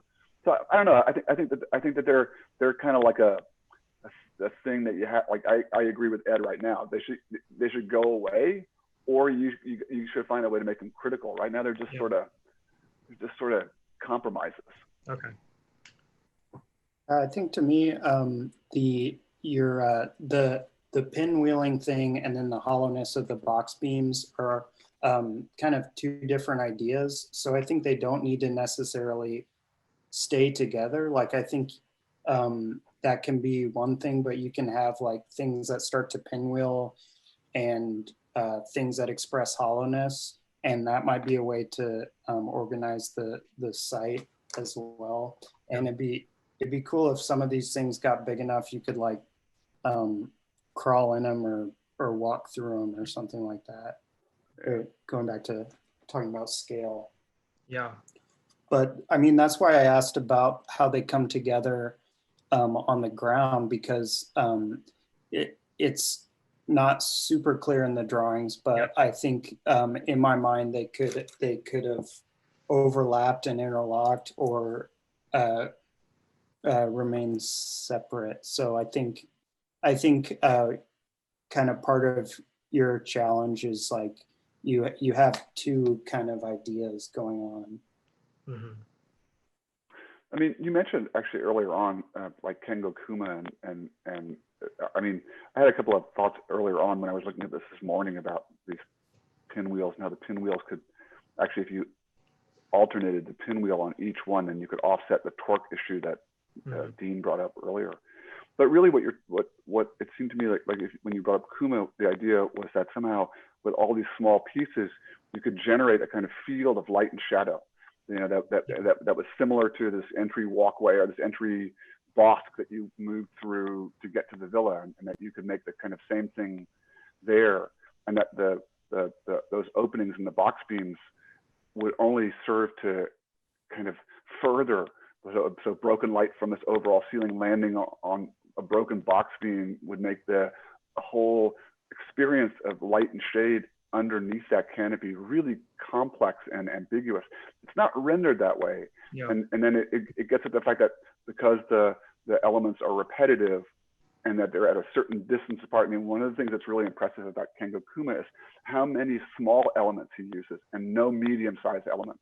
There's just very large elements, and then many small elements, and the many small elements serve to generate this kind of field of light and shade that it's almost like having a migraine when you go to those buildings. And they're just like, but it's a spectacular experience when you then pass from that kind of space into an enclosed gallery. And so I mean, I think that's kind of furthering that experience might also be a direction you could go in, following on what Andrew said. I mean, like you go, it's neither nor right now. It's kind of stuck in the middle of not generating enough. And especially when you look at the renderings, which are, the renderings emphasize the elements as opposed to the consequence of the light and shade that the elements theoretically generate.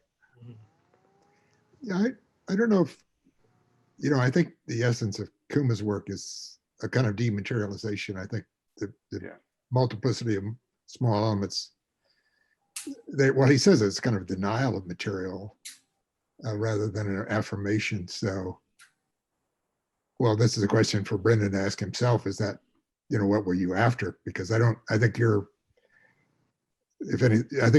project really is an affirmation of material, not a kind of dematerialization. Your stair is a dematerialization.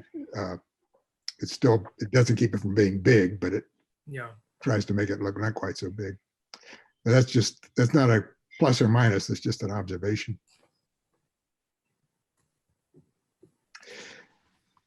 Okay, we have one more. We're leaving this site and this project. We're doing fine on time. Thanks, Brandon. Thank you. I'm going to introduce the last project on a different site. I think you all know more about it than I do, but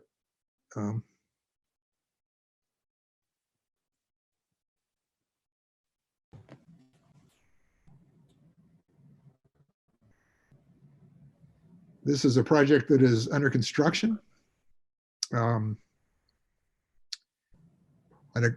It's called the Metro Rail, I guess, and this is right in front of the convention center and the hotel, whose name Hilton, something like that. These are the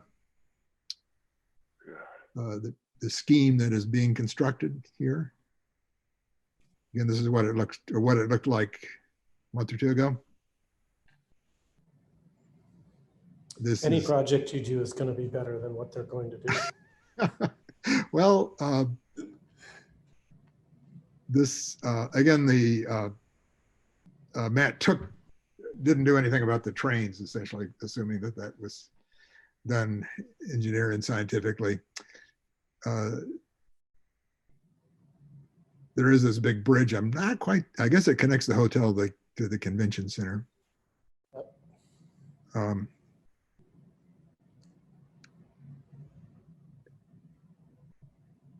Again, this is democracy in action. They showed the public these three versions of the canopies. And I don't know who got to vote on this or not, but the one on the left won, the smallest version, which is what they show in the rendering, is what they're building. I guess they're mirrored pyramids. Anyway, I'm going to leave this and turn it over to Matt.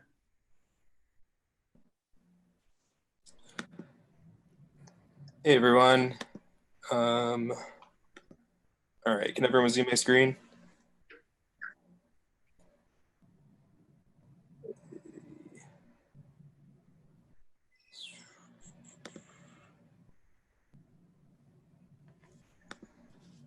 Can y'all hear me? I can. Okay.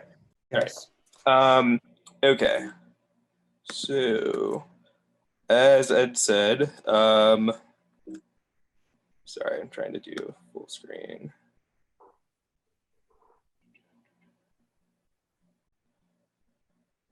All right, whatever. My project is a proposal for a Metro hub and plaza on a portion of 4th Street in front of the Convention Center. Early on with the joint studies, I started with this really diagrammatic idea of a 3D truss. And that developed into something like this, where we have steel connections sandwiched by glulam members and supplementary cables to allow for slightly thinner members. And so this is a deconstruction of this truss. So these steel connections right here, they have these steel pieces that accept mullions for the glazing system on top. And then they also down here connect to the steel cable. And then this steel piece also has additional connections for steel cables that connect between trusses. So you can see how the trusses come together here. So this is a section looking up. So we have this assembly of trusses, and we have a mullion system that's sitting directly on top. And then we have butt jointed glazing that's connected by spider glass things or something similar to it. And then here where the trusses connect, there is this little steel column that supports this vent cap made of canvas or some sort of structural fabric. And then we have these pairs of trusses that meet down here and then connect to the foundation. So this is a view of it in the site. There is this long shed that goes a little bit past where the trains end and so there's a partially covered plaza. This plaza is sunken down a few feet to be on the same level as the platforms, because they see there being a lot of fluidity between the platforms and the plaza. And so we have 4th Street, which terminates right here for this project. And then up here we have 5th Street. There's a fire station up here. This is a little historical home that serves as a museum. So I've kept the whole plaza at platform level and then cut into the hillside. And there's some steps and integrated seating here. There's this path that steps up to 5th Street to sort of stitch this together with another well-designed street. And then here we have a ground level plan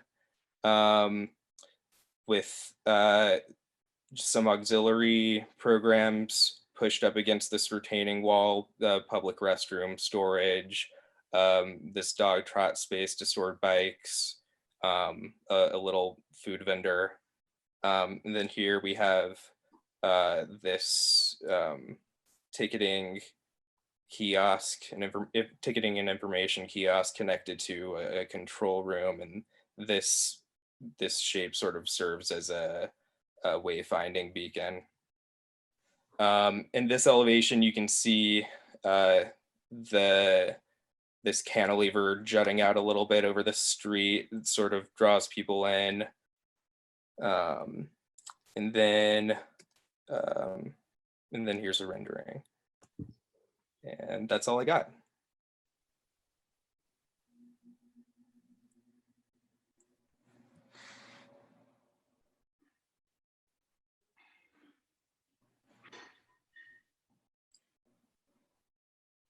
I mean, I'll just say right off the bat, I know the site pretty well.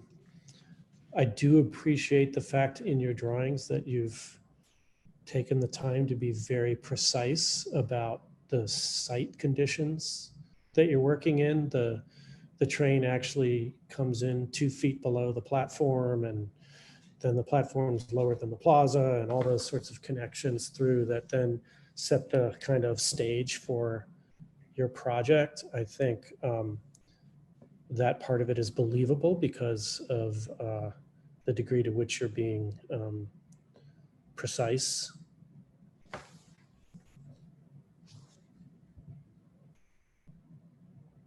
Cool, thanks. Do you have a section where this goes, where the buildings are really close to the canopy? I'm trying to understand the relationship of the bottom. Right, yeah, that would be pretty useful. I don't have that section, but here's a video. I actually really like the join itself and the like sort of initial explorations, and I appreciate kind of the I guess like craziness of it, for lack of a better word, but it, to me, it's sort of interesting that this like really intricate sort of like bizarre shape becomes a like rectangular canopy essentially.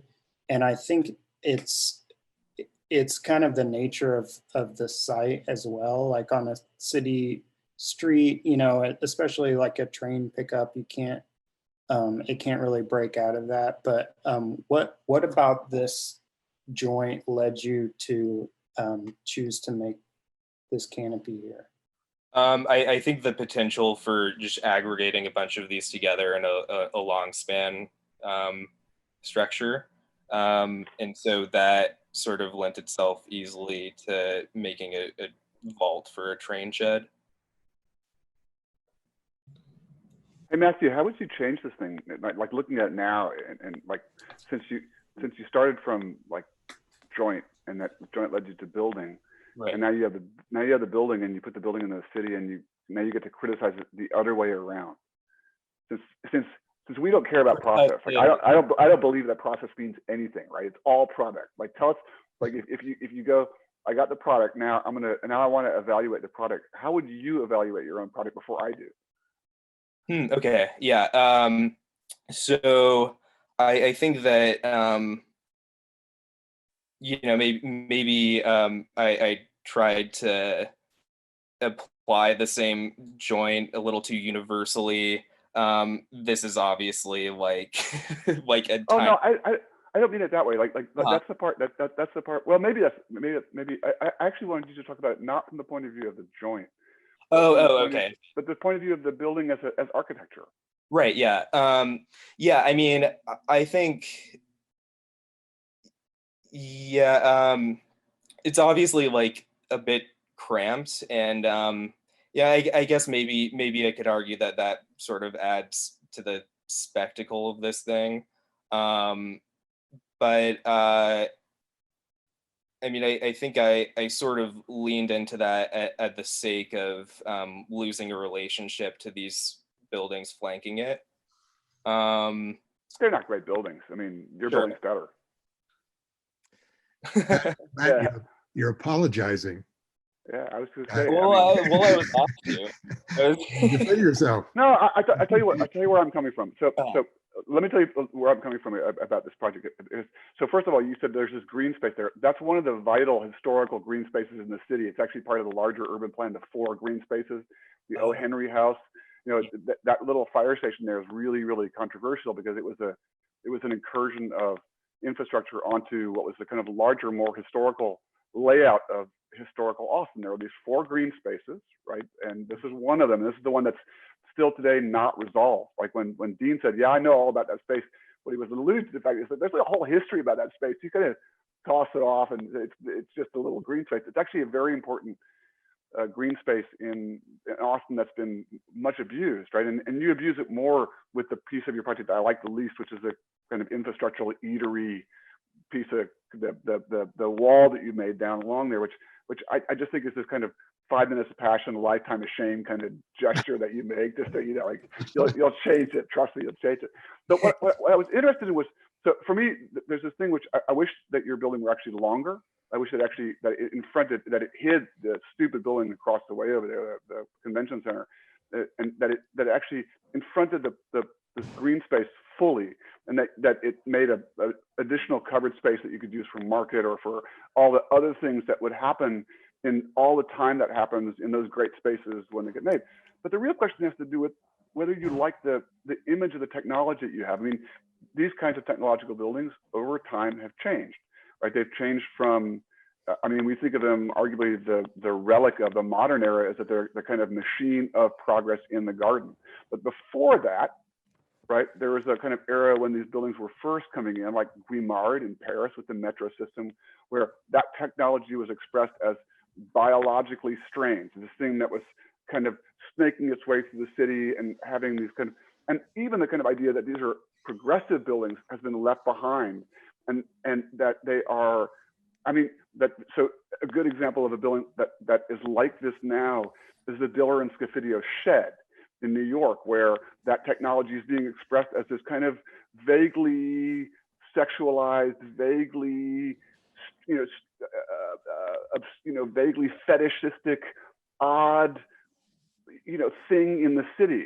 And that's where I was wondering about your project. Like, I have a couple of comments about some parts I don't like about it, but I'm just not clear in my mind where you as an architect are coming from about it as an expression of technology in the urban landscape. And this is an advanced level studio, dude. That's what you're supposed to be talking about, not how you got here, but now that you're here, what where you are about it mentally. You know what I'm saying? Right. I mean, okay. Yeah. Well, I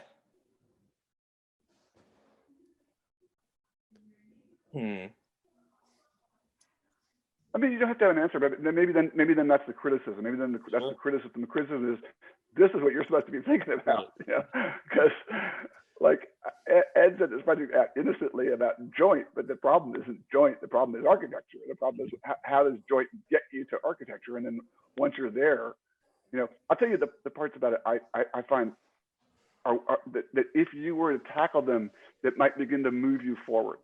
Okay. I think the first thing is that I think that when you get to your secondary system, these repetitive joists, they're really disappointing. I mean, they're like some engineer took it on and just said, I've got this primary system, and now we're going to go to economy, as opposed to fractally imagining that the way I support this glass roof over this thing is somehow by reiterating my system with what are not supplemental cables. They are primary cables. There's no supplemental cables in your project right now. Those cables which you called supplemental are the things that actually make them trusses.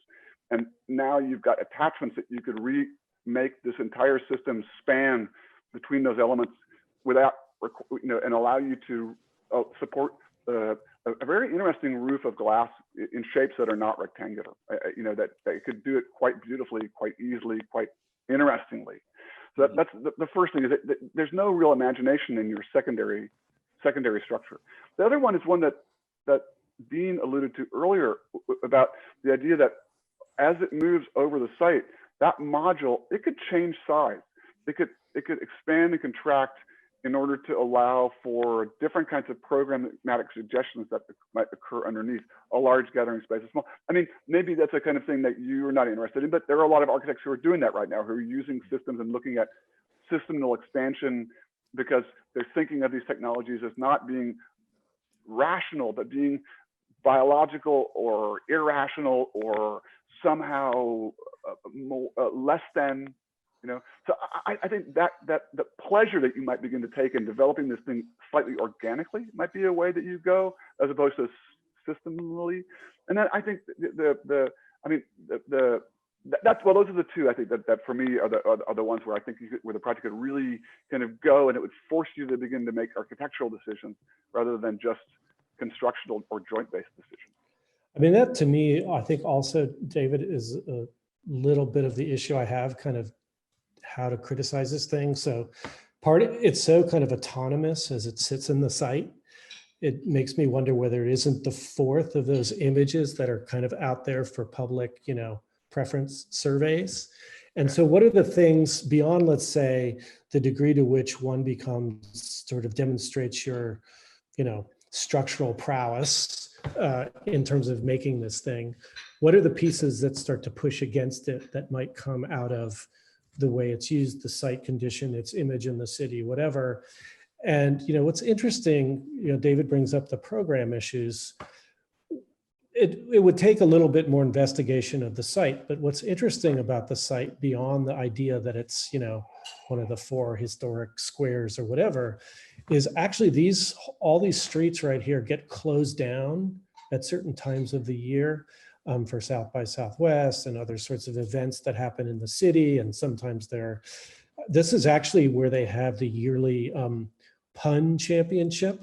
You should not have admitted that you knew that fact. So there's all kinds of interesting programmatic questions that sort of reverberate around the structure. And for me, the question is, does it sort of rest autonomously and sort of silently there? Which it sort of is doing now, although it's interesting to put in the bridge overhead in your axon, which is a pretty major piece of infrastructure, and see how that changes your impression of your project. Or to what degree do the secondary systems or the tertiary systems begin to engage sort of larger conditions of the site in order to allow your own sort of structural system to be kind of silently floating kind of through the space, you know? The piece for me, just, you know, if I was going to criticize a piece of the structure, the piece for me that seems the least convincing is the kind of vent piece. Yeah, the piece, that piece, you know, it reminds me of the tent that we put up a couple weeks ago out in the backyard in order to let it breathe. And and this thing is sort of fairly open, you know, so I'm wondering what that really is about. And I wonder whether, and this was not the assignment of the studio, but I wonder whether starting to test this thing against other, let's say, performative requirements like lighting, light, how, you know, obviously that comes from the idea of air moving through the thing, water, all those sorts of things that are sort of engaging with your structure and locking it onto the site a little bit more.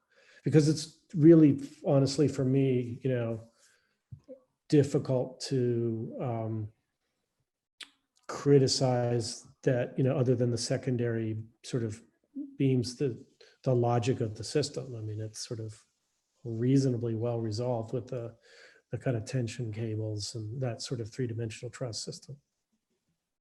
Yeah, I think really tying in with that, I think maybe it's a question of the process. I think to me it seems that the process was maybe somewhat linear for you, where you developed like the primary structure, and then you started to add in the secondary elements, and then you, at that point, maybe you chose the site. And I think that the really challenging thing about this studio is that you have to be thinking about all of those things, from like the secondary things that Dean is talking about to the primary structure, the ideas, the concepts, kind of all at the same time, which is what makes it really hard. But each of those decisions can inform each other. And I think I would, you know, I'd really encourage you to focus on a very, I guess, kind of fluent thinking about your projects, and like thinking about them on different scales simultaneously, thinking about very practical things, but also your very kind of high concept ideas. And it's really, really hard to do that. Well, I have to jump in here. I think Matt has taken the heat for a process that I asked him to follow, and which obviously I don't have a problem with. That's the way it works, Ed. We blame the students for the professors. Well, you know, I think, you know, if we had the Gare du Nord in front of us, or Grimshaw's Waterloo Station, or many other things, I think all those comments could have been made. It's my problem. I don't make these kind of associations with technology. I mean, a hammer to me is a hammer, and a nail is a nail. And I don't. Well, can I close the script? Can I go back to? Oh yeah. Mm-hmm. Okay. Can everybody see me? Mm-hmm. I promised in the last session that the word fetish was going to come up before we were done. because I Because you knew that I was going to be architects here. and famous people have accused me of making the detail into fetish. And I promised to show everybody my fetish collection before we went home. Uh-oh. Here, can you see this? No, you have to hold it up. Okay. There you go. Yeah. Before Freud, fetish implies some deviant, impure desires that we don't want to talk about. Fetish. Wait, you're not going there? No, we're going to Zuni, Mexico. Made by the Zuni Native Americans. There are 6 of them. There's one's for each cardinal direction. There's one animal for each one. This is the bear. He's got a little trout on his head. A fetish. The best ones are ones like this. This is a rock that looked like a badger that they then modified to look like a badger. But their best fetishes, the old style fetishes, when you find an object that looks like an animal and you assume that the spirit of that animal inhabited it. But the idea of a fetish in anthropology is a condensation of meaning, and that from that other things can grow. So I'm very much a believer in the detail as a fetish, the idea that that from a cell you can generate a larger thing. It can be very superficial, as it is in the case of Wright. It can be quite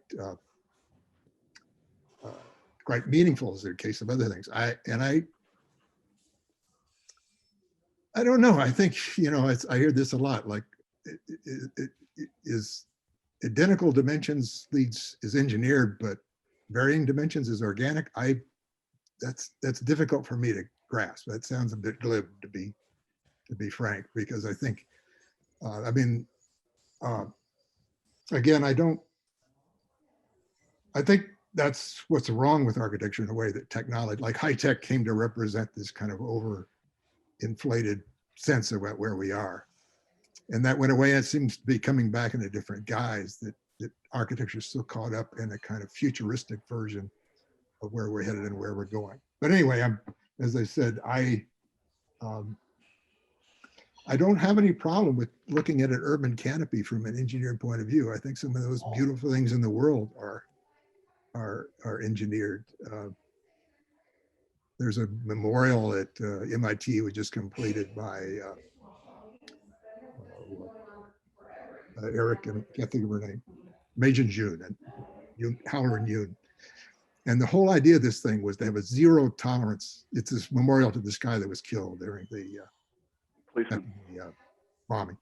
And the idea was to have a zero tolerance joint, that they were going to make this thing so the pieces were perfectly joined with no mortar. And that was going to symbolize the unity of this thing, that it held together just by the force of gravity. And that to me is a wonderful marriage of meaning and technology. And thank you. Anyway, I'm going on here a bit, but I do believe in this process. It is criticized for those reasons, but I would go back to the Parthenon and say the Parthenon begins with the Doric order, and the architect had to deal with that. They did have to do all these other things, but they began it knowing that they were going to have a certain number of columns and a certain relationship with each other. They were working within a system, and they had to modify that to meet all of these particular urban conditions. So, sorry, but again, I feel bad when the student becomes the kind of gets in trouble for doing what I asked them to do. So. But we're not disagreeing with you here. I mean, we're actually the criticism follows from what you just said. I mean, actually in 2 directions. I mean, on the one hand, you talk about the joint being a fetish, but that concept of fetish actually involves far deeper considerations of what the fetish means. So if the joint means the badger, that's different from the joint is about shear or rotation or connection to wood or steel to wood. That's nothing like the badger, right? Like if a student can talk about a joint like the badger, then we're having a conversation. And at the other extreme, the idea that the history of the peripteral temple is really, really interesting, right? Like 7 columns, 9 columns, 11 columns. And, you can imagine those guys stood around and said, fuck, we've been making all these joints. Why can't you just congratulate us on putting together a building out of marble that we used to make out of wood? And we spent all this time getting these tolerances to work. Like you see the Parthenon and you can't believe how old it is, right? And that we can't do that, you know? Like, but whatever, you can imagine how angry those guys were when the other townspeople walked up and said, you know, I think 11 columns would have been better. And then the next generation, they make it with 11 columns, and the same fucking townspeople come up and go, I think maybe 13 columns and 9 wide. Let's try that, you know.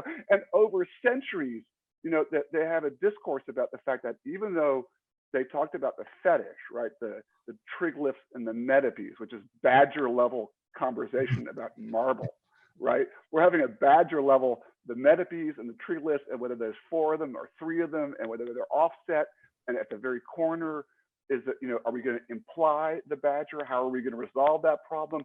I mean, the emphasis level, you know, discussion, and still in the end, the discussion is around 7, 9, what the consequence is of this.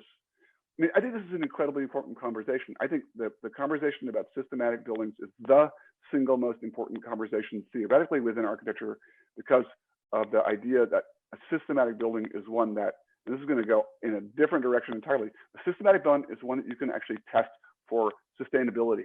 Actually, it's far easier to measure the performance of a systematic building as opposed to a building that we compose by landscape response or by mapping or by any of the other compositional tools that have ruled architectural discourse for so long. I don't think you're going to get any disagreement from me or from Dean or from Andrew about that, or from any other architect about the potential of systematic buildings. But it doesn't somehow leave, it doesn't actually, it means that the discussion that surrounds systematic buildings has to expand to the level of discourse that is, it's not an, you yourself, Ed, are excusing it away going, it's just engineering. You're going, no, it's not. It is straight up architecture.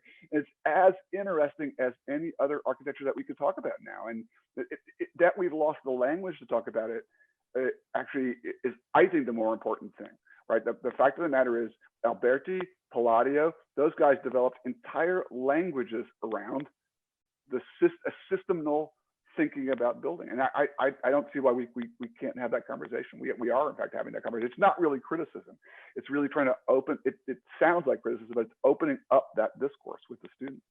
So I apologize if that came off as reading as hard on the students, but it's hoping that discourse into being. Well, this is, I wouldn't say, yeah, it's fun. It is fun. I mean, I'd rather talk about this than flashing, but anyway. I suppose the question in terms of Matt's project is it necessary to begin with the site? I mean, I'm the guy that's not from Austin here, but you know, does the site generate the form, and then the system comes along to accommodate the form that the site has generated? No, but what I think the point about the Greeks is that invariably, no matter how much you concentrate on the joint and developing the building, in the end, the Greeks are going to come along and say, "Hey, Matt, you know, this is a really important site here. Athena was born here, and you're not going to complete your system all the way across the bottom of this thing that Athena was born in. What the hell is wrong with you, man? Get some more columns in there. Start all over again. Start carving marble again." You know what I'm saying? That's what I mean about it. Why the criticism comes that way.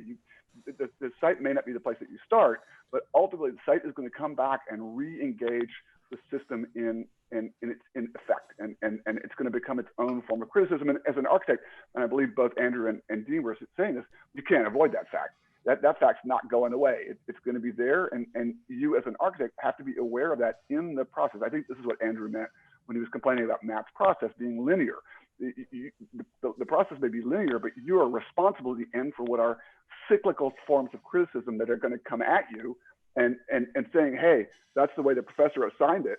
That doesn't excuse the fact that you aren't, as an architect, somehow, especially in an advanced level studio, knowing full well at the end of the semester it's going to be David, Dean, and et cetera, people go, it's going to be a bunch of pissed off Athenians going, Well, you're going to always get Doxiadis from me, right? Which is, the temple is beautiful, but it needs to be a 2/3 rotation from where I walk through the portal, right?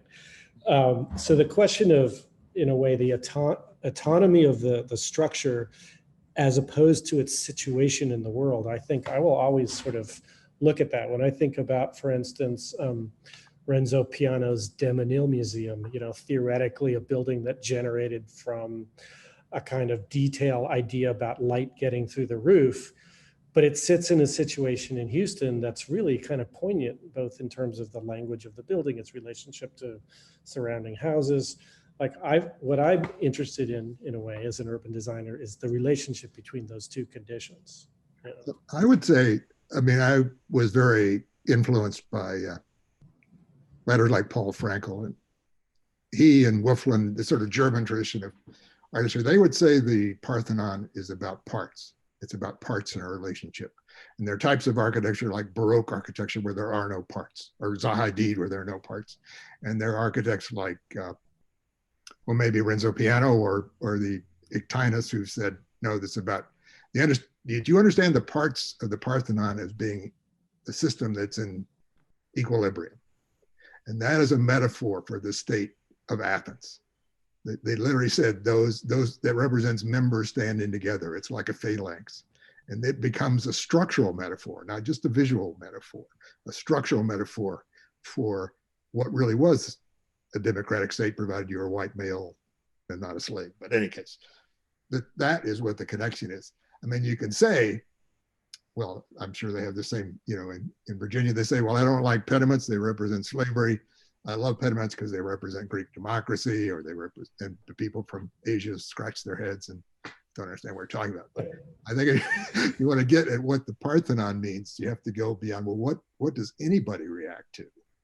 And to me, it's about empathy, which is this idea of what you understand the forces in the world, in yourself. And then when you look at the weight, you look at Brandon's hanging, or you look at Becca's, you know, hovering thing, it has to do with weight. And that's what maybe you like about it or what you don't like about it. And I think that's a deeper meaning to me than saying, well, I don't like, I've had a lot of juries where I don't like cables. They remind me of, I don't know what, bridges. But I think that's a deeper understanding of architecture. It's not the only one, but, and I think it does have meaning. That is how you get the badger into the joint, I guess. Well, I mean, I was going to say, sorry, I want to jump in real quick, just because I have to go. But I really appreciate your time, and it's honestly really impressive work across the board. It wasn't that long ago that I was in school, and I can't imagine, you know, going through a entire or half a telecommuting semester. It's really impressive what you guys were able to pull together. And sorry to kind of spoil this really interesting conversation by leaving, but got to get on another meeting. But sorry, I didn't meet you in person at some point. Thanks for yeah, someday. Thanks for Zooming. Yeah. All right, thanks everyone. Yeah. Bye. Yeah, I just want to reiterate, follow up on what Andrew said. I feel the same way, Ed. You know, the last time I saw you was right before spring break, and you're like, let's get together, man. Let's have dinner. And I'm like, yeah, sure. As soon as we get back from spring break, we'll have dinner and we'll catch up. And I think this is a great studio. I've done this a couple of times with vertical studio students, and I'm tempted to do it as well. I think it's a really smart studio and a smart project. I also thank you for the time and effort of coming here, and then time and effort of making this work long distance. And I just want to throw in one more thing about the system and the Badger and the Parthenon and the pieces. I mean, last spring break I got to spend, or two spring breaks ago, my wife and I went to Athens a week before our spring break. And we spent a week there, and no one there. And we got to go every day, went up to the Parthenon and Acropolis every day, every afternoon, every morning. No one there, literally 50 people, 25 people. Had such a great time. It was like the like luxury, like getting to sit and just look at that building for hours. And I spent especially time looking at the idiosyncrasies in it. As you know, it is parts, that the parts are adjusted, and there are points where they are adjusted in ways that are illogical.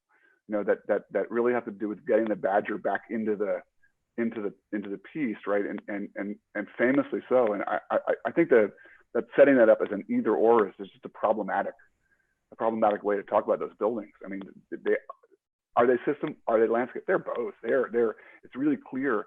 And again, even the idea that the city is identified by a systemnal building, which makes its landscape, you know, adds to that whole kind of long impossibility of that even being a dialectic. I think I just wanted to reiterate how crucial I think systematic buildings are at this moment to talk about, because they are measurable. They are measurable from the point of view of performance much more readily, and performance is a paradigm by which architecture is going to be judged really, really soon, if not already. So I wanted to thank you for introducing that to the students regardless. And Dean, you may have a couple of things. I just want to say thanks. I enjoyed the discussion today a lot. Thank you. No, I agree. I think I really appreciate you stepping away from Charlottesville to come and, you know, to Austin, even briefly, though it might have been. I'm a big supporter of looking at architecture as a constructed artifact and how one sort of approaches that from the beginning. I've always been a little bit critical of the way structures is taught at this school, where the theory of construction happens last instead of first. So I don't quite get that. And you know, that void is being taken over by parametrics. So yeah, I think it's really, really critical stuff to get in sort of baked into the projects. So thank you. Well, thank you, guys. All right, guys. Thanks, y'all. Everybody out there, student-wise, those of you who are graduating, congratulations. Those of you who are not, look forward to seeing you in the fall. Via Zoom. Yeah. All right, guys. Hey, thank you guys both.